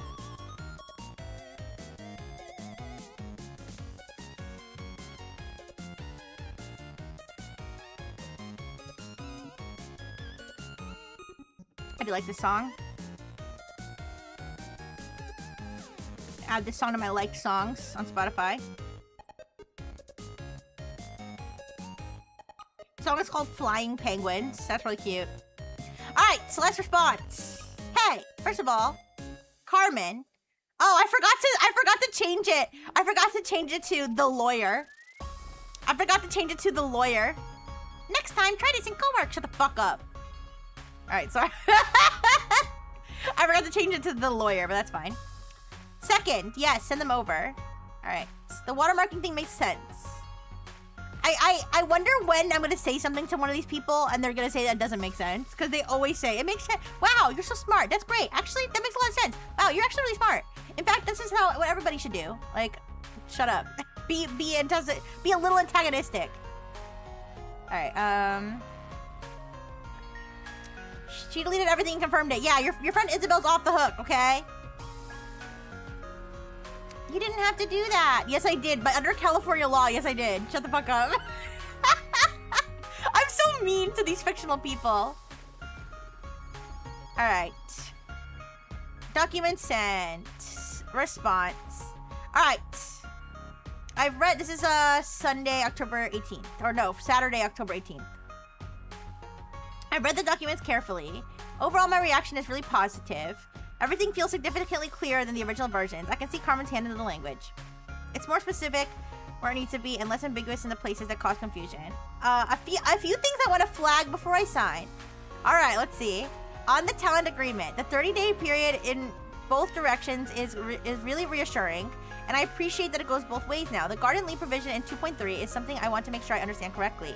If the company suspends my access during the notice period, I still receive the notice fee in 2.4 regardless of the reason for termination, as long as it's not a termination for cause under 2.5. It would have been great if I read these documents so I could answer her questions. I'm like, wait, I'm sorry, what clause and what the, let me take a look.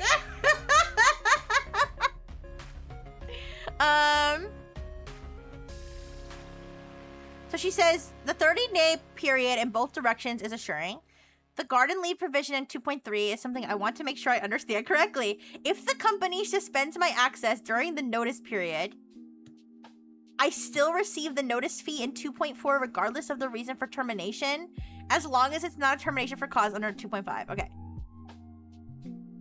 So, either party may terminate this agreement at any time, with or without cause, by providing 30 days advance written notice. Upon the issuance or receipt of a 30-day termination notice, the company reserves the absolute right to immediately suspend talent's access.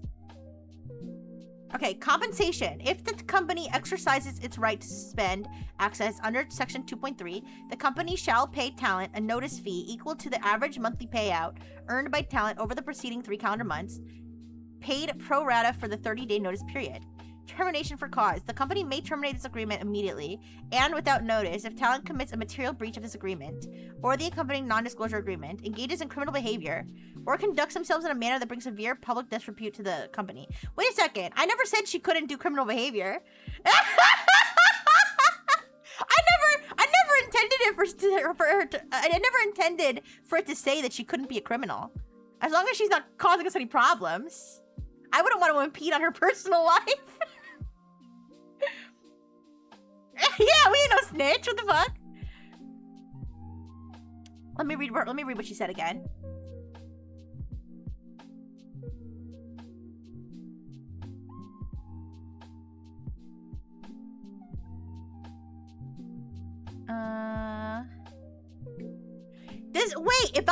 The termination for cause.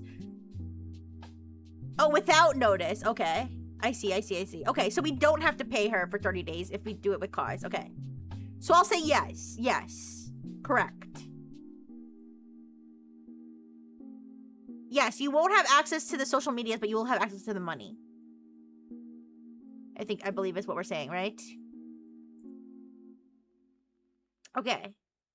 Section 4.1, the retroactive stipend. I wasn't expecting this and genuinely appreciate it. No questions. Just thank you. 4.3, 4.4. These together are so much cleaner than before. Yes. All right. Do you have a question? No? All right. Then don't bring it up. Section 4.6. All right. Again, don't care. If you don't have a question, stop yapping, okay? NDA, the liquidated damages clause. I understand why this is here, and I'm not objecting to it, but I just want to make sure material intentional breach is the operative standard. Meaning accidental or minor disclosures wouldn't trigger this? Oh, why? Are you planning on making accidental and minor disclosures like you have in the past, Celeste?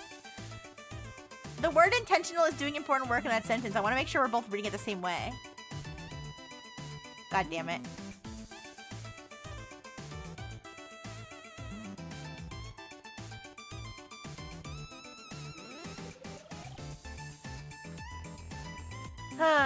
Okay. Thank you for the burgers, Oden. Thank you. The parties agree that any material intentional breach of this agreement, including a deliberate public leaking of unreleased asset files or intentional public exposure of the talent's identity, shall subject talent to immediate termination for cause and an immediate liquidated damage. Wait, exposure of talent's identity, does that include flesh posting? Does that include posting face? Show your face. Paid $2,500. Was it worth it? Alright. Accidental and minor disclosures after drinking too much water. No! Sneezing while female. No!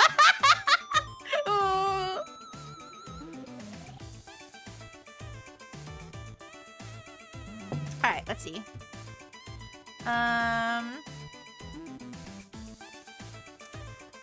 I don't want to pay Carmen more. So I'm gonna ask ChatGPT.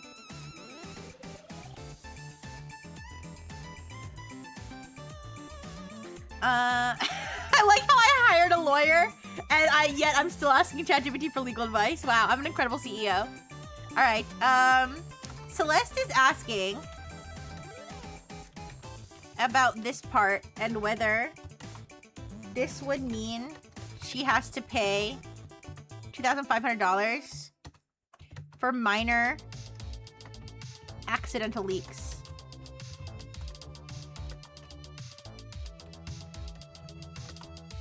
I'm wondering what to tell her, whether okay, I'll say this. I'm thinking that I won't have her pay that much for minor accidental leaks. But what if a leak is major? What if a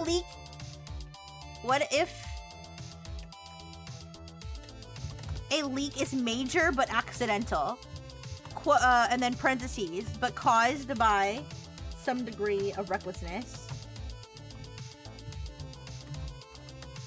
Is this something I need to have Carmen's advice / editing for? Because I really want to make sure this girl stops leaking shit. I know she's not doing it on purpose, but she has been reckless in the past. In my opinion. This is one of those things where it's like, do I really even want to push it? Because having her as a talent is going to be making me more money. Like, having her as a talent, having her be happy and not feel stressed is making me more money than I'm losing from her idiocy. Although, it could be worse. It could get worse. Alright, let's just send this. I think Celeste's question is a good sign. It means she's reading the agreement carefully. That said, I would not tell her, don't worry, I won't enforce it. If the contract says one thing and you verbally promise another, you've recreated the same kind of ambiguity that got you in trouble. Alright, my concern with the current clause. The language says any material intentional breach. That's narrower than you described. A court or arbitrator would likely read this as requiring both the breach is material and intentional.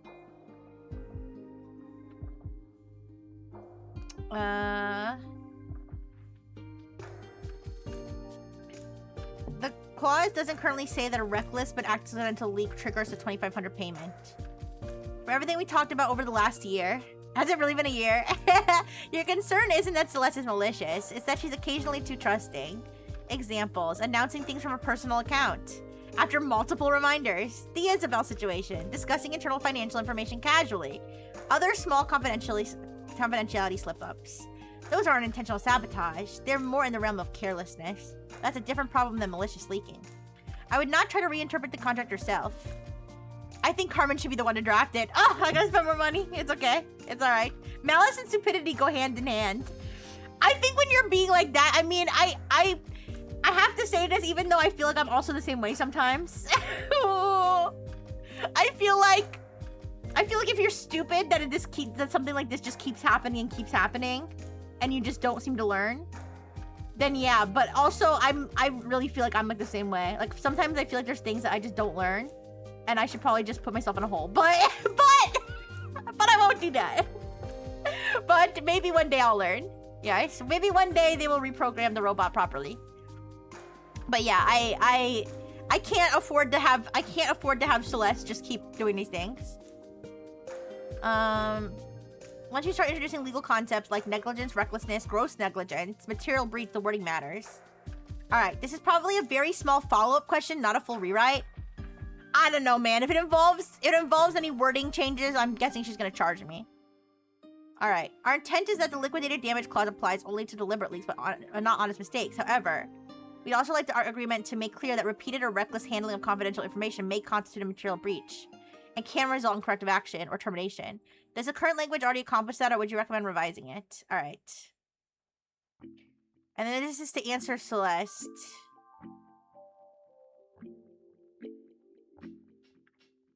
All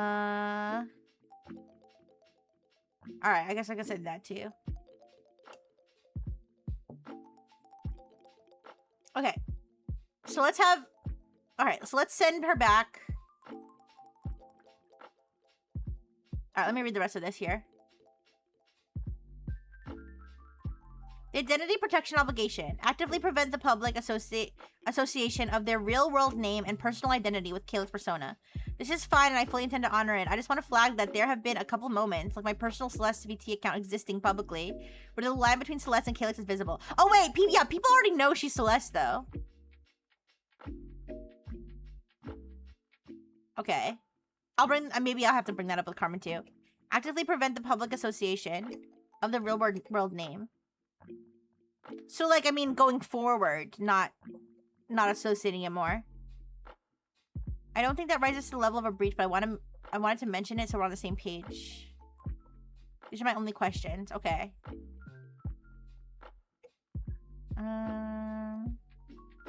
Let me read what it actually says.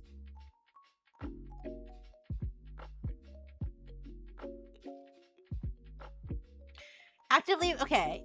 Talon agrees to maintain the strictest confidentiality regarding all confidential information and shall actively prevent the public association of their real-world name and personal identity with the Calyx Vtuber persona, except where legally required or pre-approved in writing by the company. Pre-approved in writing? I mean, can I retroactively pre-approve the fact that that account exists and that there's traces back on that account that trace back to Calyx? As long as she doesn't make more posts. I'll ask ChatGPT. Alright.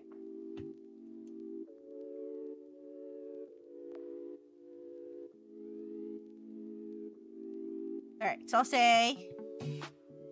She's also asking about this clause.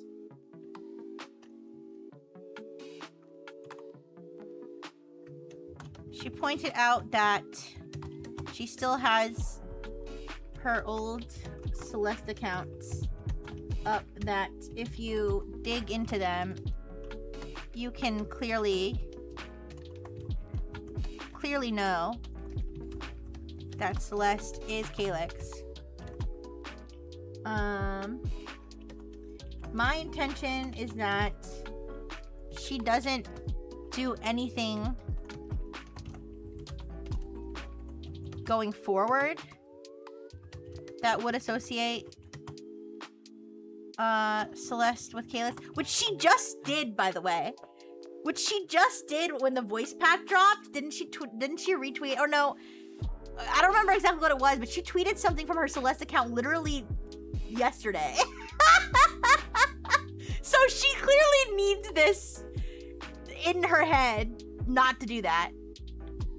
My intention is that she doesn't do anything going forward that would associate Celeste with Calyx, but not that she needs to completely wipe or delete any past evidence or completely cease using those accounts for other purposes not related to Calyx.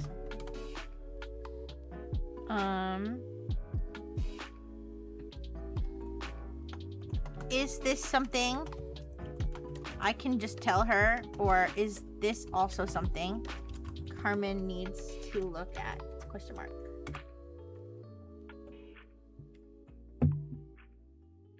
All right, this is an excellent question from Les, and I wouldn't answer it by saying this is what I meant. All right, the contract should reflect the actual expectation. The current clause says actively prevent the public association. Taken literally, that could be interpreted as requiring her to eliminate any publicly available connection.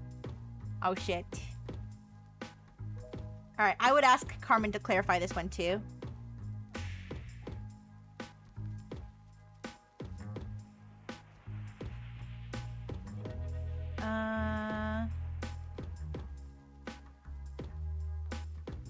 All right.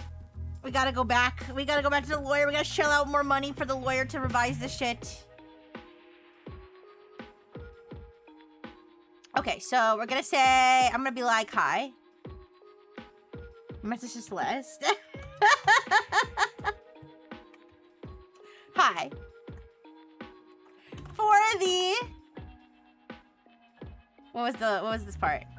For the talent agreement part about the 30-day garden period, you're correct that even if all your accounts are suspended and you can't access them, you will still be paid the amount mentioned in the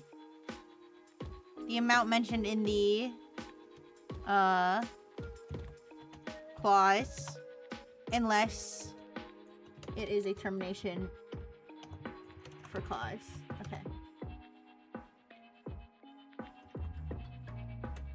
And then we'll do the other, copy and paste other stuff here.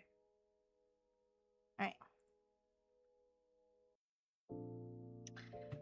On the $2,500 $2,500 material breach thing.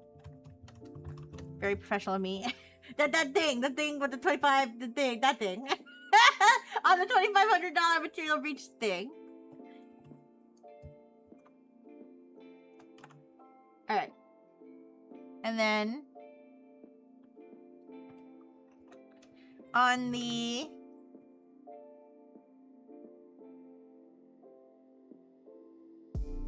this one, on the identity protection thing,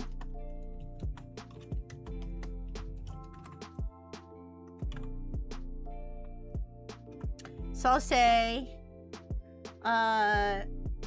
don't worry about signing the documents now. I'm going to get back to Carmen for possible revisions. And I'll follow up with you when they're ready. Okay. Thanks.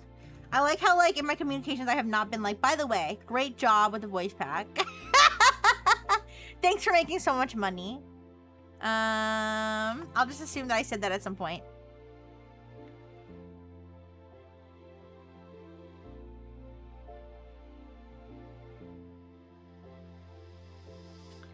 Alright, this makes complete sense.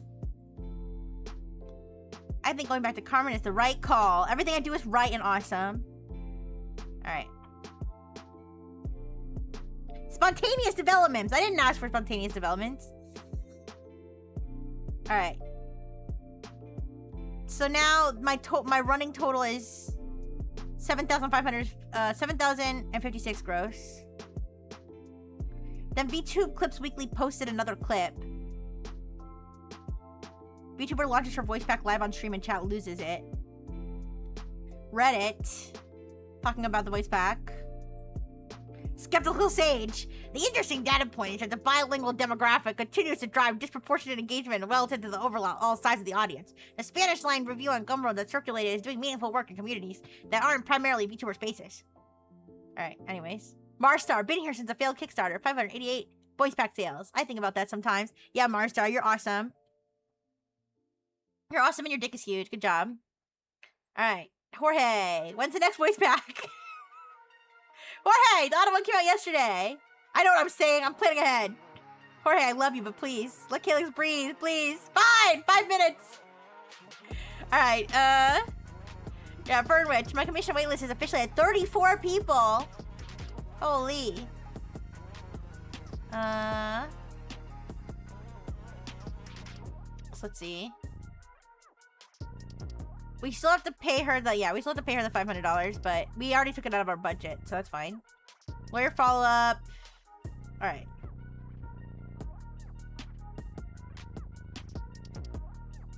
Okay, since I'm so lazy, I'm sorry guys, if I'm gonna use ChatGPT anyways, I'm gonna be like, can you draft an email to Carmen? Can you draft an email to Carmen?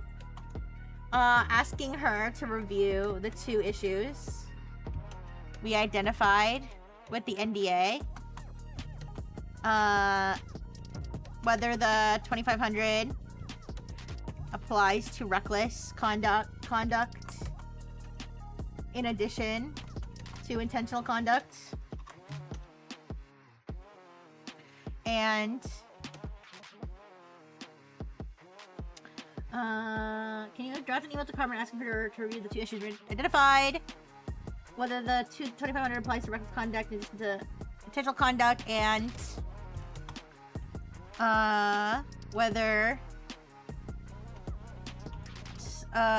the identity protection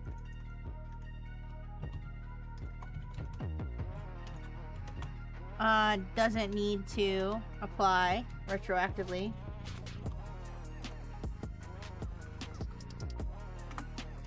Kick back and let the tokens do their thing. Yeah.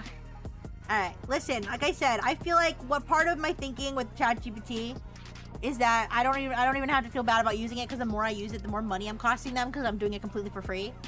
So I would keep it concise and frame it as a request for clarification rather than saying the agreement is wrong.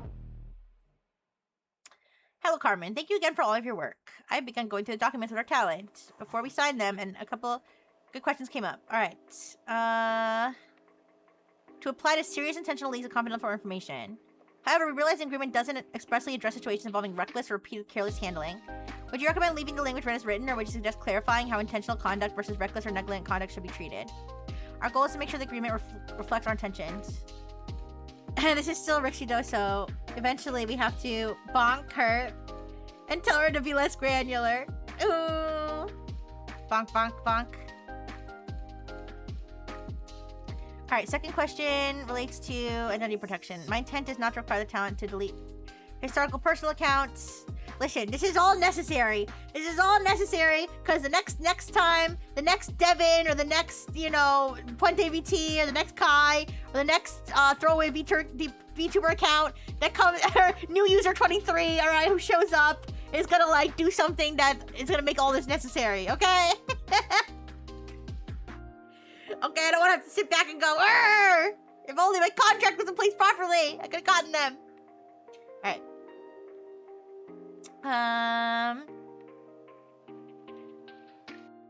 Excuse me.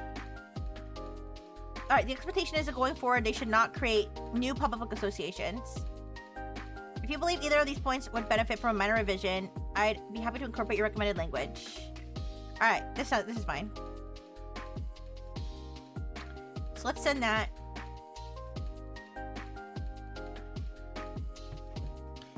Celeste was the leak. It'll happen again. I know, but it'll be in the NDA this time even more precisely, and she's gonna owe us money, which I don't really want to do, but... Alright, great to hear from you. I love that you and Celeste are reviewing this together. Both of these are highly nuanced. Making a few minor tweaks now will save you a lot of headaches later. Alright, let's see.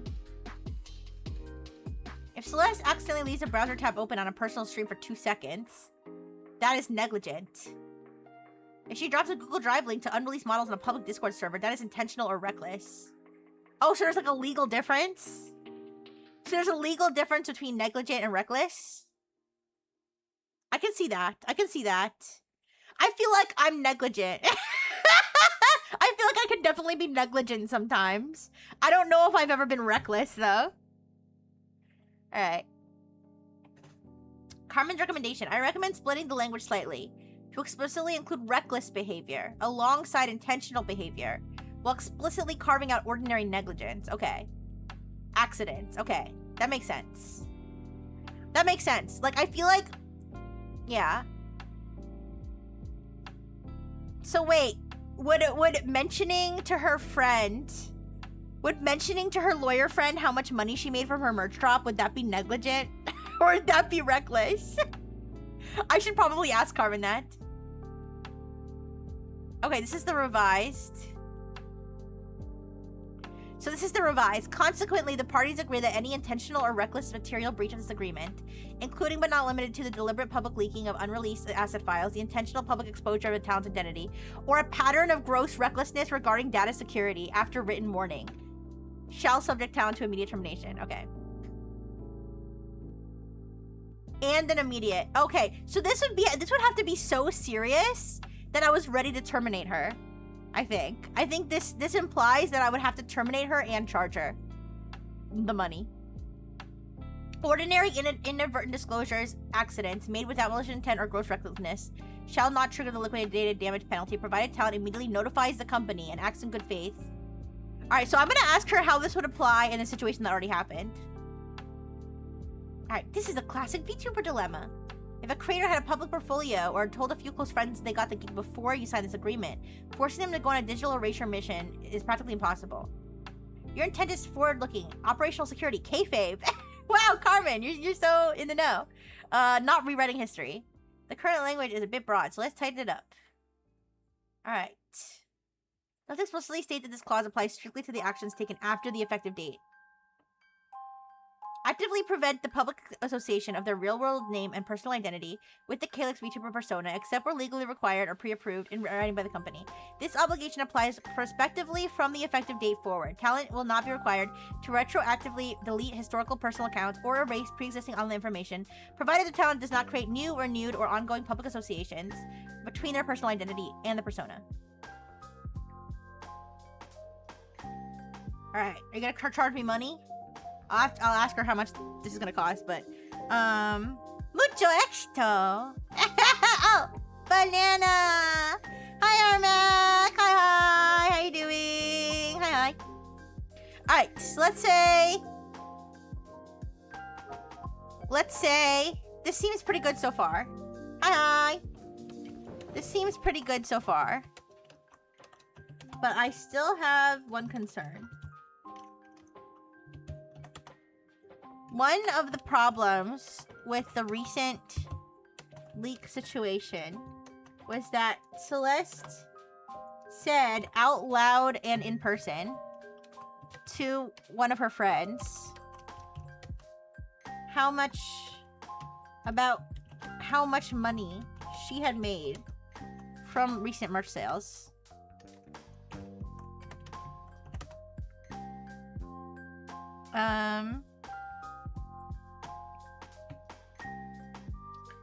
I would consider this to be pretty accidental, but also following a pattern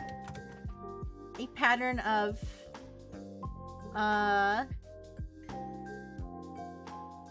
I don't want to use the words negligence or recklessness because now that I know they have like legal definitions, so I'm trying to think of like another way to put it for her to like know what I mean. If a pattern of casual leaking. I don't know how else to put it. I would consider this to be pretty accidental, but also following a pattern of casual leaking that kind of builds up or ends up biting us in the butt later. How would this situation apply to the current wording? And should the wording change considering this scenario?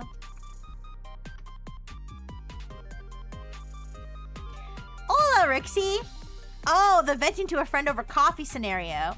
This is incredibly common and it's exactly where the rubber meets the road in creator law. In the legal world, we have to look at this from two angles, enforceability and proof. If Celeste tells a close friend in a private setting about her merch earnings, this is technically a technical breach of Section 1 of the NDA, which covers business metrics. However, under the current wording we just drafted, this would likely fall under ordinary negligence, inadvertent disclosure, meaning it would not immediately trigger the $2,500 liquidated damages fine, and honestly, you wouldn't want it to. If you tried to fine a talent $2,500 for a private conversation that never went public. But what if it did go public, though? Afterward! It would completely destroy the working relationship and likely wouldn't hold up in court. However, you hit the nail on the head. The real danger is a pattern of casual leaking. That a habit of looseness. Oh, stop being so loose. How to handle this? To address this pattern of casual leaking without being overly punitive, we should tighten the language and give a clear paper trail. We want to define a pattern so you can give her an official warning. And if she keeps doing it, then the financial penalty kicks in. Shame, shame. All right, consequently, the parties agree that any intentional or reckless material breach of this agreement, including but not limited to the deliberate public leaking of unreleased asset files, the intentional public exposure of talent identity, or a documented pattern of unauthorized disclosures of financial or business metrics after receiving at least one written warning from the company, shall subject talent to immediate termination or for cause. Ordinary inadvertent disclosures made without malicious intent or gross recklessness shall not trigger the liquidated penalties, provided talent acts immediately in good faith to mitigate the disclosure and adheres to company's corrective guidance. All right. While the contract change gives you the legal teeth to act if she doesn't stop, the best way to handle this specific issue is operational communication. When you sit down with Celeste to sign this, you can use the exact scenario to explain the rules of engagement. Celeste, I want to protect you and the studio. When the contract talks about business metrics, it means things like our specific merch revenue numbers or back-end splits. If you're celebrating a successful launch with a friend, it's totally fine to say the merch rep went amazing. Please don't share the exact dollar amounts or studio data. She's gonna feel so bad because that's exactly what happened. Celeste immediately showing her friend, hey bro, what constitutes a breach of this contract? This right now, this conversation. All right. Does that adjustment give you peace of mind? All right. Yes. So let me think. All right, yes, that's fine. Yes, this is good. Yes, this is good. I will make these changes to the existing paperwork. Please send me an invoice for the additional hours you spent on this, or I'll say additional time you spent on this at your earliest convenience. Imagine she's like, no, don't worry about it. Excelente! I really like the way she talks like a Dora the Explorer character. Alright. $50. $150. Okay. Fair enough, fair enough. I'll have my billing assistant send a combined formal invoice. Thank you. It would be really funny if the AI just actually was sending me emails. I don't think so, though. I think... I'm gonna check. I mean, I don't think so. I don't think that's something you can do. I didn't give it access to anything. No, it's not sending me emails. All right, I was gonna say that would be funny. If it was actually sending me emails. Okay. Hi, Firestar. How you doing? Muchísimo éxito. Alright.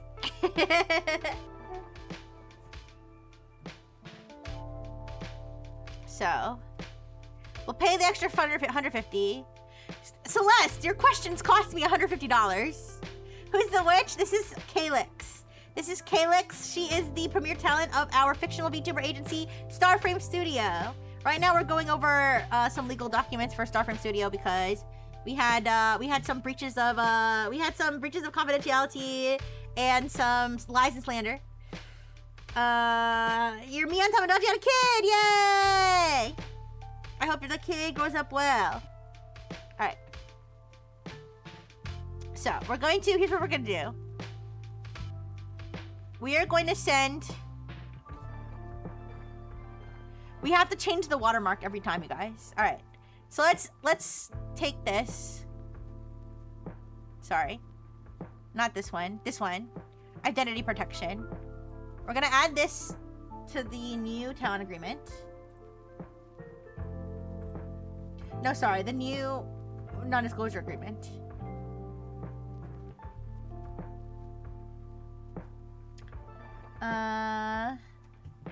Identity protection. Alright, so I added that. And then we're gonna add the liquidated damages.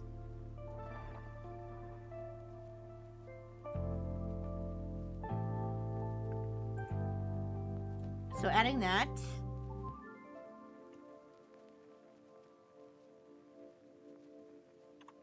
Then I'm going to change the watermark. So the watermark I have says...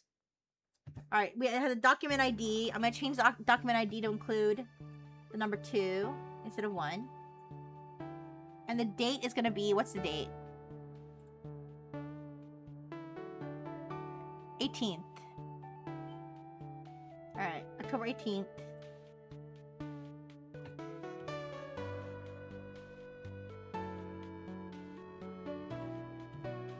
Okay. So, now I'm going to send her the new version. So, I'll say, I send this new version of the NDA to Celeste for consideration. I assure her that the new identity section, the identity protection section, does not require her to delete or halt use of any of her old Celeste accounts. However, she must ensure she does not continue to make an association between the accounts, such as by posting as Calyx from the Celeste accounts, including Twitter, Reddit, Discord, etc., and avoiding quote tweeting / retweeting Calyx or Starframe posts to the Celeste account. I point out that she did this. What was it? It was literally like... And then Claude incorrectly said that was the correct account, but it wasn't. Oh, yeah, she did this...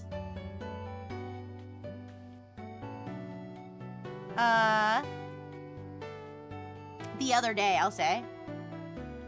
I point out that she did this just the other day. When she posted that Gumroad review screenshot to her Celeste for the voice pack. To her Celeste account with a fall leaves emoji.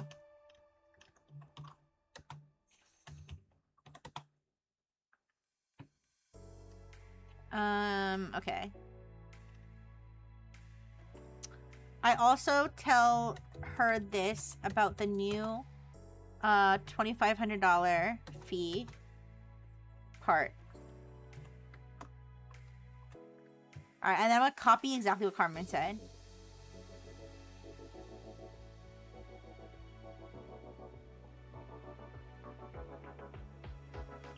So, there we go. Okay, here is the new NDA with the new clauses and the proper watermark attached. Okay. So, we'll copy this.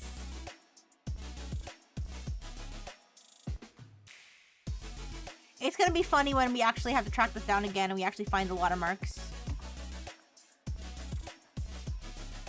Alright. Same day. I've read through the revised NDA carefully and the new language in both sections addresses exactly what I was asking about. You're right. I posted that Gumroad review on my Celeste account because I was excited and emotional. And I didn't think before I posted. That's the same pattern we talked about on the phone a while back and I know it! I'm not gonna make excuses for it. Shouldn't have happened and it won't happen again. The 2-device system is in place. The 2-device system is in place. I need to actually use it every single time. Yes, Celeste, you do!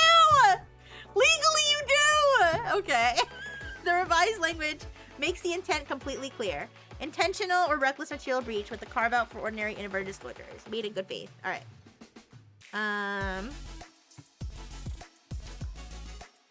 Let's see. I don't have any further questions. One thing I want to say before I sign anything. I know the watermark policy came out and what happened with Isabel. I want you to understand I know why it's necessary. Claude sounding like Claude. That's right, DJ. Hi, DJ. How you doing? Hello, hello, hello. All right.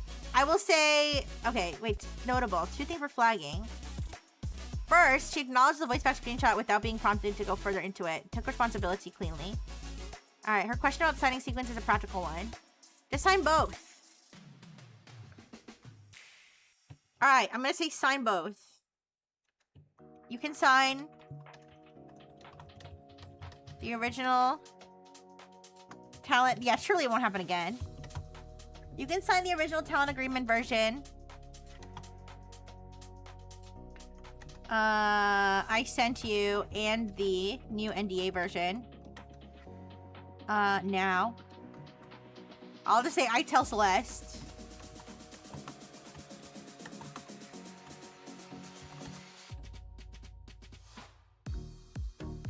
Okay, I also sign my part so that once she puts her signature, it will be final.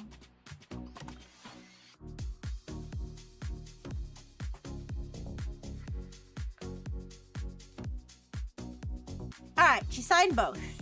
Sent them back. Awesome. Email confirmation. Yippee. Perfect. They even put the right IDs here.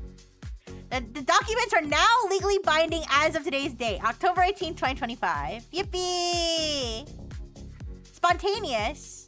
One more thing, the $500 stipend. I wasn't expecting it today, but I also was not thinking about it. And I also wasn't not thinking about it. No rush. Yes, don't worry. I will send you the money. All right. The paperwork chapter of Starframe Studio story is closed. All right, so we are finally done with that part. Now, let me just tell Starframe that I owe Carmen for the last part. So I'll be like, please take $150. Thank you for the burgers. Thank you. I know that part was a little dense, guys, maybe a little boring, but I'm glad we got it over with, all right? I'm really into the CEO roleplay, all right? I want to be thorough. All right, please take $150 out of our budget. I'm not going to add the voice pack revenue in until the end of the month.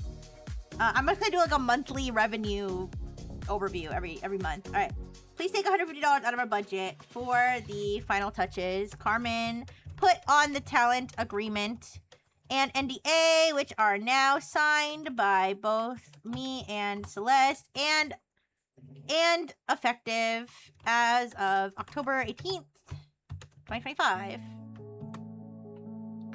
All right.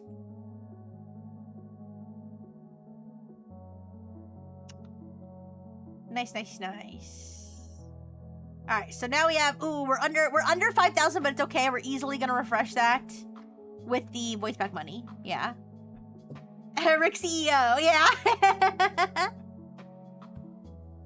The Rixie Executive Officer. All right, so now that we've done that, all right, I'll just say payments and muchas gracias. Payment sent, muchas gracias.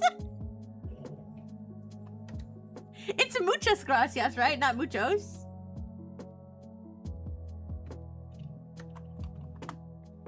Yeah, muchas gracias. Okay. let me put the upside down. Yeah, there we go. Exclamation point. All right. Massimino! Thank you very much, Rixie. It's been an absolute pleasure working with you. Thank you. Mucho éxito. Con afecto.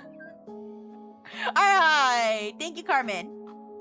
So now that that is done, guys, now that that's done, I think it's time for the Wheel of Scenarios to fuck everything up for us.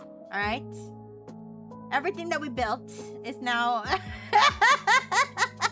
it will now be at risk, or it could be a good thing. Remember, there are good things on the Wheel of Scenarios. Let me open up our wheel. Let's log in. I know I covered it because I'm logging in. I always cover it up when I'm logging in, just to be safe.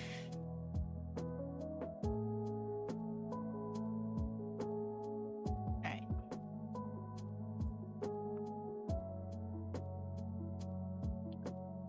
Wait a second. No wheels found on your account. What? I thought I saved the... Wait. Oh, sorry. I accidentally spun like the random wheel they have here. Wait, what did I just do? No, I had wheels on my account. Did you make the simulation in the first place? Yes, I made this simulation. I kind of like set up myself. Like all the scenarios, like all the wait, migrate account. Export my data. Log into old account. Wait. I don't know why my wheel's not here. I thought I saved it. It's okay. I can copy and paste though. I have all the wheel scenario stuff. I just have to copy and paste it in again. But yeah, I set up, so the way I have it set up, DJ, here I can show this now. This is just a generic wheel that they have. So the way I have it set up is that ChatGPT is designed to be my like CEO sort of. Like almost every decision goes through ChatGPT. I had it draft our original talent agreement. I had it come up with the ideas for like Starframe Studios like theme and mission and the talents and everything. So ChatGPT is like the CEO, the brains of it. And then we got, well, quote unquote brains. Then we've got Claude, who is like running this quote unquote simulation. So Claude is in charge of determining everything that happens in response to everything we do. Claude is basically like role-playing as Celeste, our talent, and as the audience as well. Like we'll send messages to us, have Discord messages go up, have Reddit posts go up, stuff like that. Like, so that's like the simulation. And then Carmen Vasquez, our lawyer, was something I just recently did where I just basically just said, you're a lawyer, and then I had all these details that Claude had generated when I asked Claude for a list of fictional lawyers. So yeah, that's how we're running everything. All right, let me go copy and paste the original Wheel of Scenarios that I had.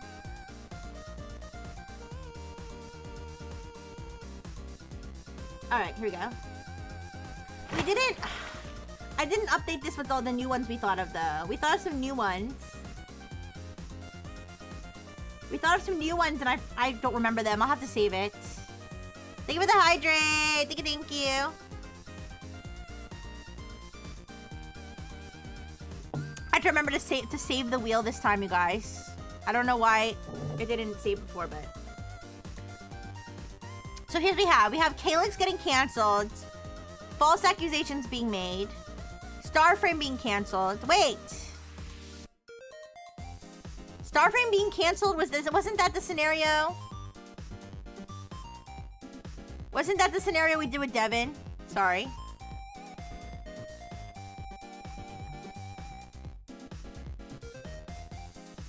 Oh, yeah. We already did the one where Starframe got canceled. Alright, so we can take that one out for now. Yeah. So, Calyx getting canceled. False accusations coming out. Calyx having a Twitter crash out. Having a crash out on stream. Serious leak occurring. Celeste getting doxxed. Me getting doxxed. Her winning an award. We did the huge donation already. Alright, Celeste wanted to do a charity stream. Her dating a VTuber. Her getting hacked. Me getting hacked. Creepy fan. Doing creepy things. Going to a VTuber convention. Having spicy DMs with somebody. Getting view botted. Getting your Discord rated. We did copy design already. Starframe getting called out for using AI. Celeste disappearing. And Celeste flesh posting. Alright. We had other ones. But I don't remember. Because I didn't save them. I'm sorry. I would have to go back. You know, I could go back. Wait. I could go back to the VODs. My VODs channel. And I could ask the little AI thing from my old, 1 second. From the last time we did the Wheel of Scenarios. Yeah. Oh wait, that's so funny. The thumbnail for the VOD or the last time we spun the Wheel of Scenarios is the Wheel of Scenarios. So I should be able to see it then.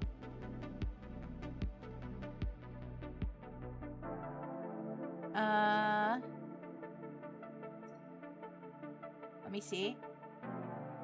Here, I'll just ask the little Google AI thing. What new scenarios, if any, did Rixie add to the wheel? Listen, I know AI is bad, but the Google AI thing is very handy on trying to find moments from my old VODs.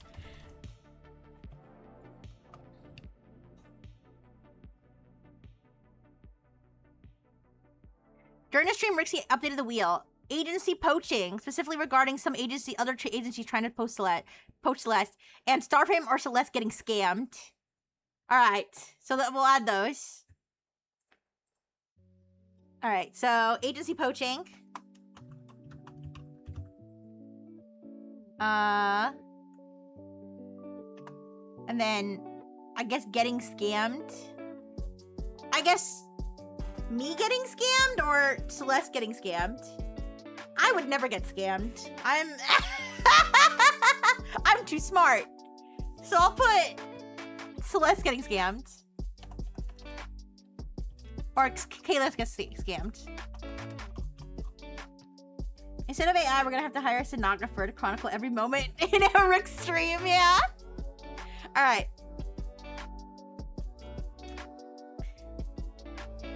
Cybersecurity expert, yeah. No, wait, no. I'm not an expert. I just care a lot about cybersecurity, okay? We do have that fan artist. There's a new blow up risk now. Oh, yeah.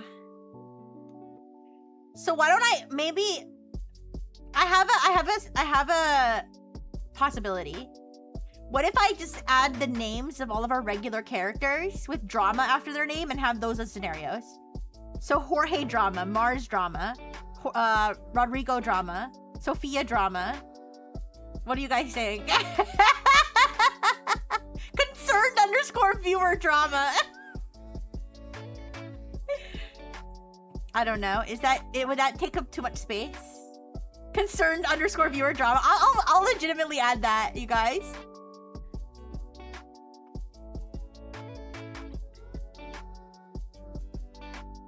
Let me save this.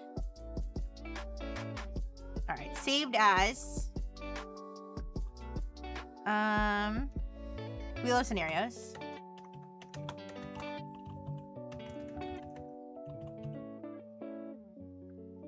Okay. There we go. Now it's officially saved. All right, so I'll put, how about this? I'll start with Sophia Drama.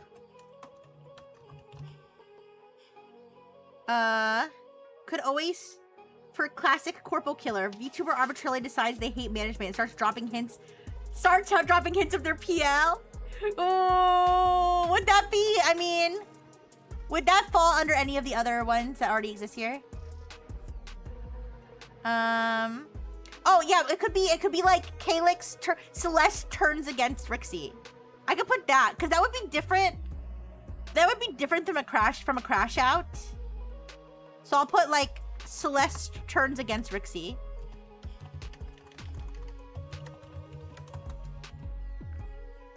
That's a good one, Omatherius. Omatherius, I don't know if you were here yesterday when I was playing the Root Trees game, but they had a joke in there that was like talking about a disease that mostly affects, it said it mostly affects the CEOs of corporations, but may soon spread to humans. It made me think of you for some reason. Anyway, Celeste dates a viewer. I think I have that, don't I? Oh, I could be VTuber dating, and then I could put viewer dating. Dating and spicy DMs, I feel like could be different. Because you could just be horny and not interested in dating. Yeah. I know, I was thinking, I was like, that sounds like something Omatherius would say. Mostly affects corporate executives, but may spread to humans. Yeah. Well, yeah, like you, yeah. Alright. Celeste turns against Rixie. Sophia Drama. Let's try like put like people that feel like they would be more involved in drama. So I could put like Cactus VT Drama. That's the guy who did the donation.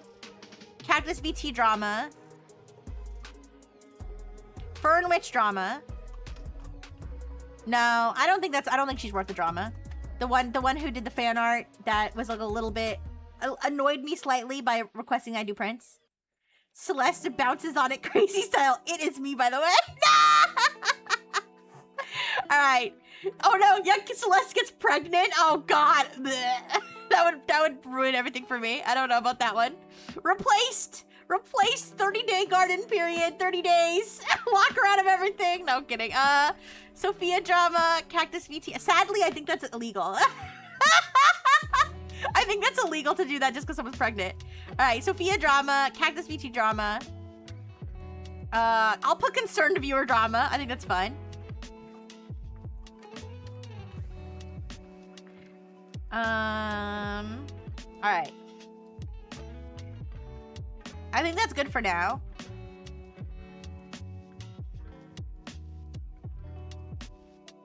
All right, guys, time to spin the wheel. Now, we've been going for about 3 hours. So we'll spend a little time on whatever the scenario is now, and then we'll deal with it again next week. All right, so let's spin. Let's shuffle, and then let's spin. All right, here we go.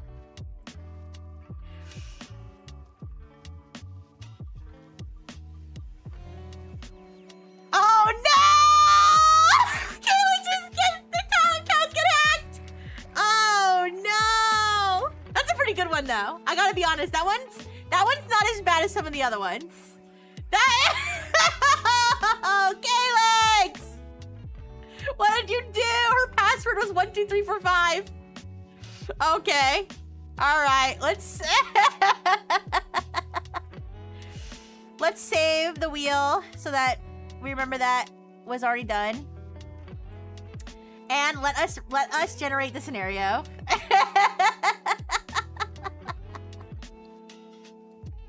Oh no, not the Discord one. Ooh. All right, so I will say, I would like you to generate a new challenge scenario.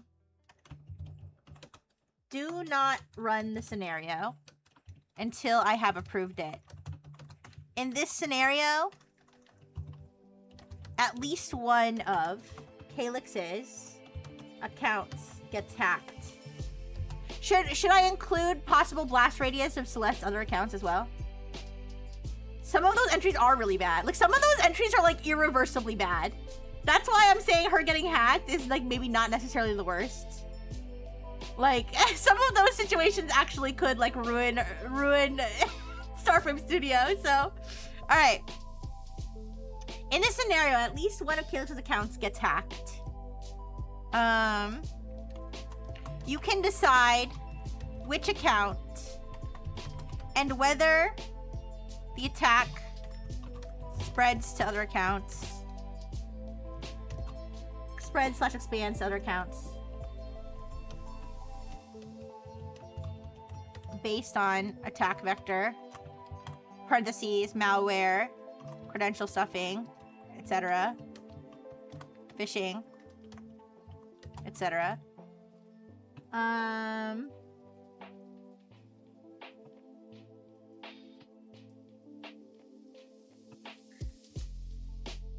Alright, you can decide who is behind it, what their motivation is, what level of access they get, and what they do with the accounts. Then please generate how it is discovered. And the immediate fallout before I quote, Rixie, take any action. Again, do not run the scenario until I approve. Alright. Celeste disappearing. What would you even do? I'd have to find her! I'd have to find her, obviously! Hi, Adora! Thank you for the hydrate. Anti-witch religious fanatic. Yeah, maybe. Yeah, there really are people out there. I mean, honestly, my maternal unit's like almost on the cusp of being like that kind of person. Where it's like, you know, people think like Harry Potter's demonic, or like anything depicting like witches and wizards and magic is demonic. Hi, Adora! Thank you for the hydrate.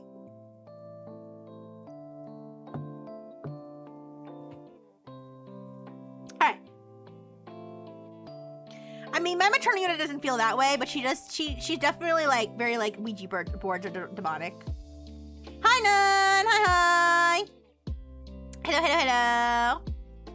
Oh no, can we have it not be the name of another VTuber that is like semi-well known? Can we change the name? I know that there's a VTuber with this name. Can we change the name?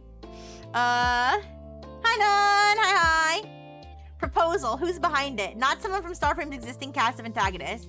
This is an external actor, a small-scale opportunistic hacker who goes by the handle Vex Online. Real name unknown. He operates in the fringes of VTuber drama spaces and has a history of targeting small to mid-sized VTuber accounts for financial gain and clout within a niche online community that celebrates this kind of disruption. He has done this before to 2 other small indie VTubers. Neither incident gained significant public attention because both targets were smaller than Calyx. He found Calyx through the VTuber Clips weekly clips performing well in late October. The growing follower counts of voice pack sales momentum and the active merch history told him there was a financially active fan base worth exploiting. He is not ideologically motivated. He is not connected to Daniel or Devin. He simply saw an opportunity. I remember reading a Pokemon is Satanic book way back. It was saying stuff like Abra uses its claws to dig into the skulls of children and eat their brains. Based? Oh my gosh! Hi, Adora! Thank you so much for the 120 stream streak! Thank you! You're awesome, and I'm doing great. I hope you're doing good too. Alright, the attack vector. Uh-oh. Wait a second! I wouldn't have clicked this link. Okay, let me read. I'll have to tweak the scenario. This is why I said not to run it until I approve. Alright, the attack vector, phishing via a fake sponsorship email. In mid-October, approximately 1 week before the attack executes, Vex sends a carefully constructed email to contact@starframe.studio, impersonating a legitimate brand partnership team. The email is convincing, professionally formatted, a plausible brand name in the wellness lifestyle space that will realistically reach out to a cozy bilingual VTuber, and a Google Drive link to a sponsorship deck for review. Speaking of vectors, did you take the garbage out this weekend? I promise I'm literally gonna take it out like right after the stream. I was gonna take it out this morning, but I did not wake up this morning. I slept all day. So, listen. I'm getting my shit together. I promise I will take it out right after the stream. 100%. You can ask me on Monday. Thank you, Amatarius. Thank you. Okay.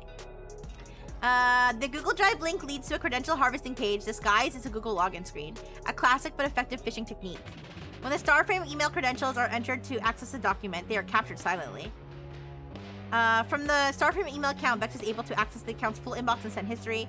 Use the forgot password flow to reset access to any linked accounts that use contact@Starframe as the recovery email. Well, the problem with this is that, again, Starframe's not getting hacked, Calyx is. So we're gonna tweak this. Oh no, which accounts are compromised?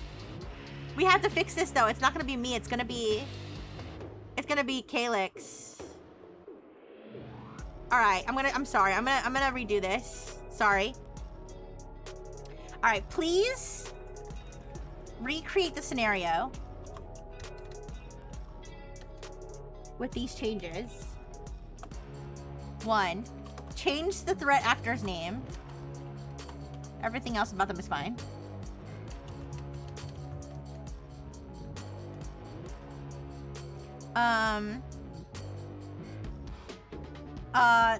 The hack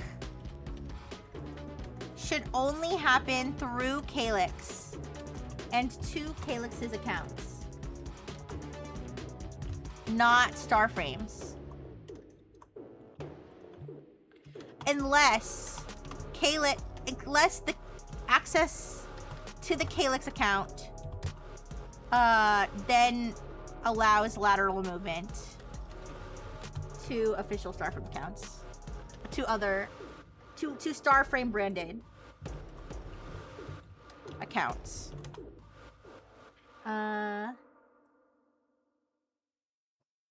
So, for example, the phishing email would have been sent to the Calyx email account and viewed, clicked on by Celeste, not Rixie. Please redo the scenario with this in mind. Okay, let's try that again. Make the hacker's name Pikachu Balls or something. Yeah, if it gives me another name that like seems familiar, I'm just gonna pick a name. Wraith. Yeah, we can go with Wraith. That's fine. I don't know anybody named with that name. All right, let's try again. The external opportunistic actor is operating under the handle Wraith. Real name unknown. All right, so it has the same information. So this is, no, it's not supposed to be Celeste's account. Okay, whatever, fine. We can have it be Celeste's account. That's fine. If it goes into Calyx's account, okay, let's just do that. I'm not gonna have it run it again. Even though technically this is supposed to be Calyx's account. This goes back to why we need the identity clause thing to begin with, but this will be good for her. I think everyone needs to lose one account to keep them humble, I guess. All right, so Wraith identifies Celeste's public-facing email, celestevoiceva@gmail.com, which is listed on her personal accounts as a contact point for voice acting inquiries. This is entirely separate from the Starframe contact email and represents Celeste's own professional presence, predating her involvement with Starframe. In mid-October, he sends a carefully constructed email impersonating a legitimate lifestyle brand's partnership team. All right, so I think we already did this part. So we got the credential harvesting page. Celeste, receiving what appears to be a genuine brand inquiry to her personal professional email, clicks through and enters her Google credentials on what she believes is a standard Google sign-in page. Her Google credentials are captured. This is not a failure of judgment on Celeste's part. Well, this is not a failure of judgment on Celeste's part that stands out in hindsight. The email is well constructed and she receives legitimate brand inquiries through this channel. It is a targeted professional-grade phishing attempt. Which accounts are compromised and what level of access? From Celeste's Google account, Wraith works outward along the credential chain. So, compromised email, direct credential capture, full access, Calyx Twitter, yes, recovery. No, she had the recovery email. To be fair, the recovery email on my my old Nexus Gmail accounts was for my PL account. So, this is a very possible thing that could happen. Yes.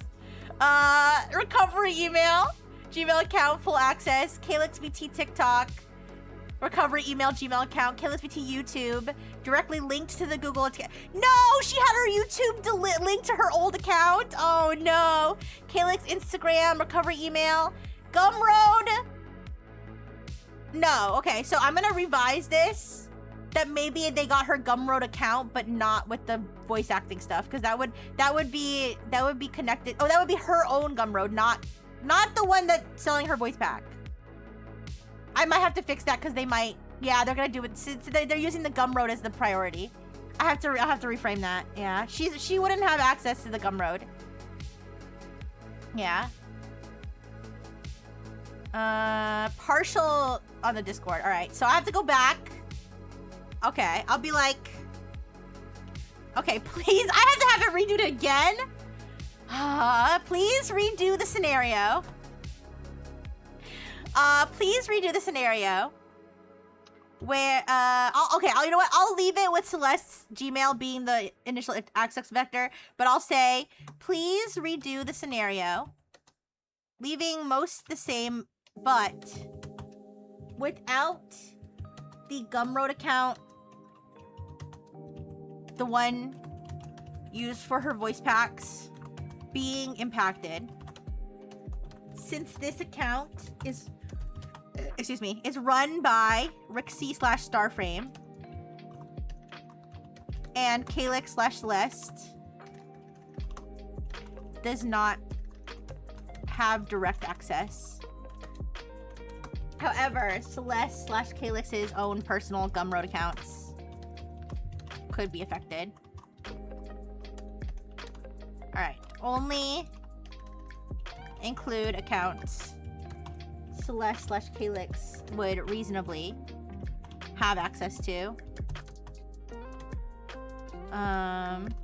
For example, the recovery email scenarios you included for Calyx's socials. Makes sense. Okay. Alright. Let's try again. Let's have her get hacked properly this time. Alright. Let's do third time's a charm. Alright, so we got the Celeste phishing email.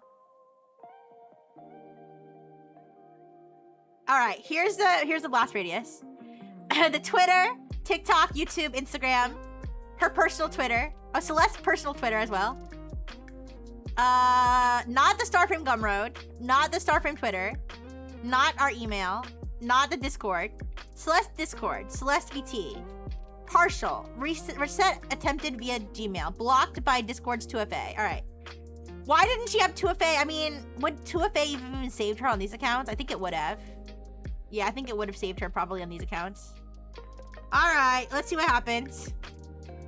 The blast radius is meaningful but cleanly contained to accounts Celeste personally owns and operates. Starframe's administrative infrastructure is entirely untouched. What Wraith does with the access. He moves in a deliberate sequence. Step 1, Gmail inbox. He reads Celeste's inbox thoroughly. He now has access? No! He now has access to the signed NDA and talent agreement documents transmitted to her email in October. Financial correspondence with Rixie about revenue and the accounting correction and general product history. He holds these as potential leverage without immediately publishing anything. It is a card he is keeping. Oh boy. He got access to everything we just sent her! Calyx's Twitter. He changes the recovery email to an address he controls, locking Celeste out. He does not immediately post anything. He waits for his planned 2 a.m. window, calculating that moderation response will be slowest then. He is planning a post promoting a fake flash sale, directing Calyx's audience to a fraudulent page he controls, selling a zip file containing malware disguised as a bonus voice pack. Oh no! So many people are gonna fall for that and get malware. Oh god, this is bad. This is very bad. Jorge! Marstar! Ray, no! Okay, YouTube, TikTok, Instagram, and Celeste Twitter. Recovery emails. We know where the next link is coming from. Recovery emails changed across all 4, locking Celeste out of everything simultaneously. These are held in reserve, additional vectors for fake sale promotion if needed. Celeste's personal Twitter. Access secure but no action taken. Wraith recognizes his account. This account has a smaller audience, but holds it as an additional posting vector if Calyx gets taken down quickly. Imagine Claude describing how happily everyone downloads their malware. I'm so upset right now because everybody's gonna get infected. Because you know, guys, these fans, the way that these Claude-generated fans act is like they're so excited for everything Calyx does. Like she breathes and they're like taking out their credit cards. So like, you know that if he posts like flash sale, you know they're gonna go there and just buy it. Especially like the Jorges and the plant dads and the, oh no. How it is discovered. Wraith's 2 a.m. post goes live. He even uses the fucking emojis. I fucking hate you. You monster. You absolute monster. I hate you. Wraith's 2 a.m. post goes live on Calyx VT as scheduled. This is pure evil. You guys, listen, I know it's all fiction, okay? like no one's ever gotten angry about a fictional scenario before, all right? I know it's all fiction, but here's the thing. Those old people, Devin and Daniel or whoever the fuck it was, okay, they were bad. They were mean, but they were in their emotions. They were in their egos. This person is pure evil. This person is pure evil. They just want money. They're greedy. They don't care who they hurt. All right, surprise flash sale, autumn voice pack extended bundle with the bonus lines not on Gumroad. 24 hours only, link in bio. Oh, fuck. I feel bad. As an apology, we should actually release an extended one that's not malware. For my rootlings, fuck you, dude. The link in bio has been changed to point to a convincing fake page offering a zip download for $8. The rootlings catch it in 11 minutes. You know, if he was smart, he would put it up for free. If his goal is to spread the malware, if he can make more money that way, he should put it for free, not $8, but it's fine. Marstar VT is awake, a confirmed night owl, and sees the tweet almost immediately. Something feels immediately wrong. The phrasing is slightly off. Link in bio isn't how Calyx directs people. She posts links directly. There was no prior tease, no build-up, no anything. Calyx doesn't drop unannounced things at 2 a.m. Good point, Marstar. He posts in the Discord general at 2:11 a.m. Something's wrong. Calyx posted a flash sale at 2 a.m. with zero prior mention anywhere. Do not click the link in bio. Someone needs to reach Rixie and Celeste right now. Ray supports sees it within seconds and begins posting warnings and replies to the suspicious tweet directly. Cactus VT, who has push notifications enabled for Calyx, of course he does, wakes up to the ping. Light sleeper reads the post, reads Marstar's warning, and quote tweets a suspicious post immediately. Rootlings, do not click anything. This does not look or feel right at all. Waiting for confirmation from Starframe Studio before announcing before anyone touches this. That goes up at 2:14 a.m. and immediately begins outpacing the original post.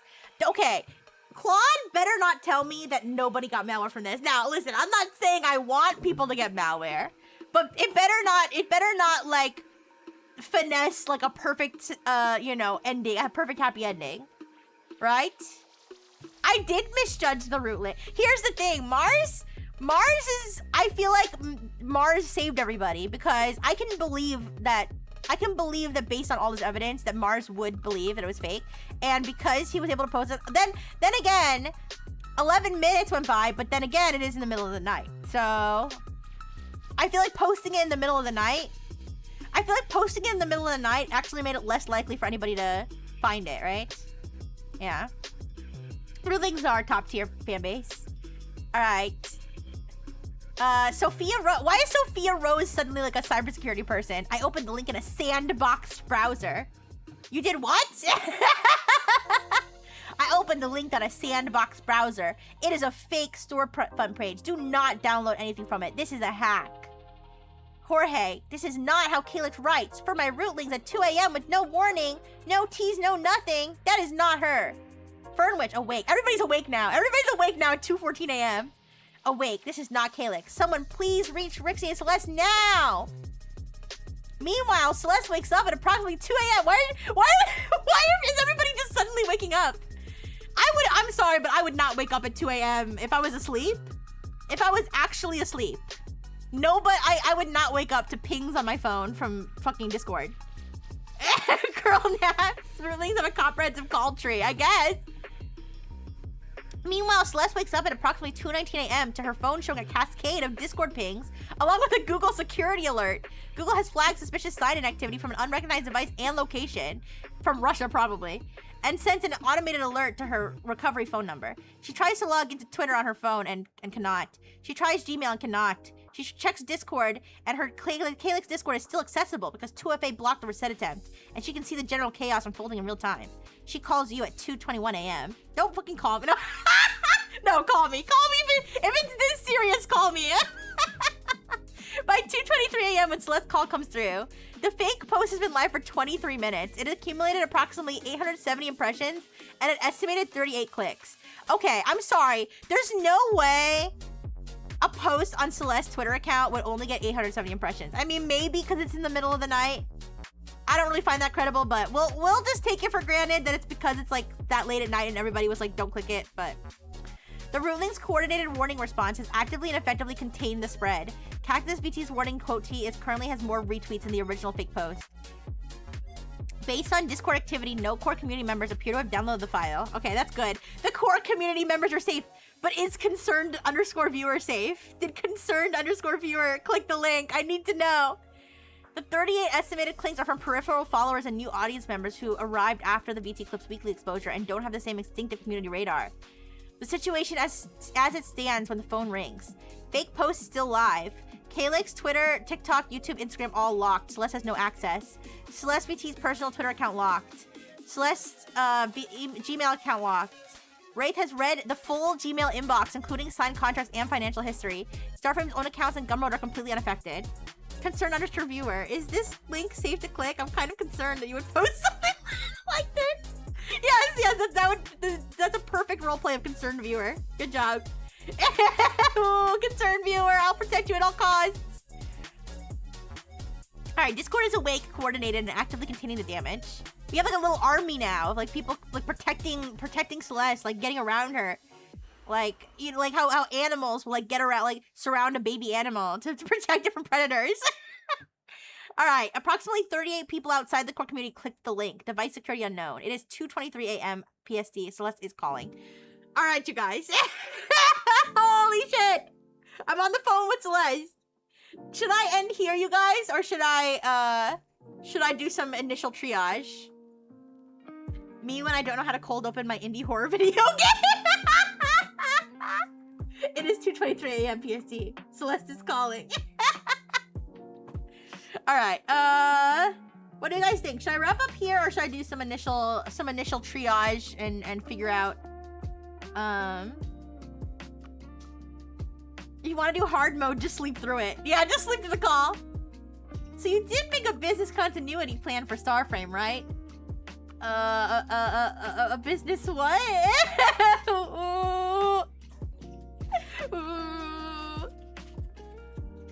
No, I don't have a cunty business plan. I'm sorry. Alright.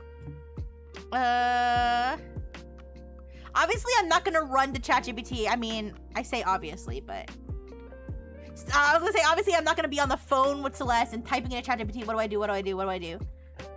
Stopping here is a good cliffhanger. Alright, we can start again. We can start up next week with the hacking situation. Alright? But thank you, everybody. Thank you for sitting through all of that legal stuff, the lawyer stuff. I hope that this crazy hacking scenario will make up for this episode being a little dry. But thank you for the burgers. We gotta figure out how to get her accounts back. This is tragic. This is actually tragic. We're gonna have to like reach out to all these platforms. Now, the thing is, Claude is gonna fucking unrealistically make it so that every platform gives us back our account instantly. So I'm gonna see when I officially run the scenario, I'm gonna see if I can say like really try to drive it to make things a little more challenging and a little more realistic. Cause otherwise it's gonna be like a nothing burger. Thank you for the hydrate. Thank you. All right, let's find someone to raid. Here we go, raid. Do.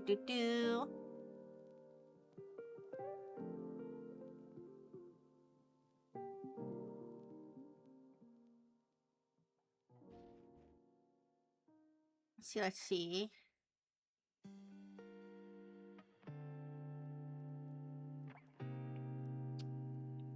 Let me check something. Check if this person is still... Yeah. That person might end soon, sorry. Let me see. Oh, I know. I think... Oops.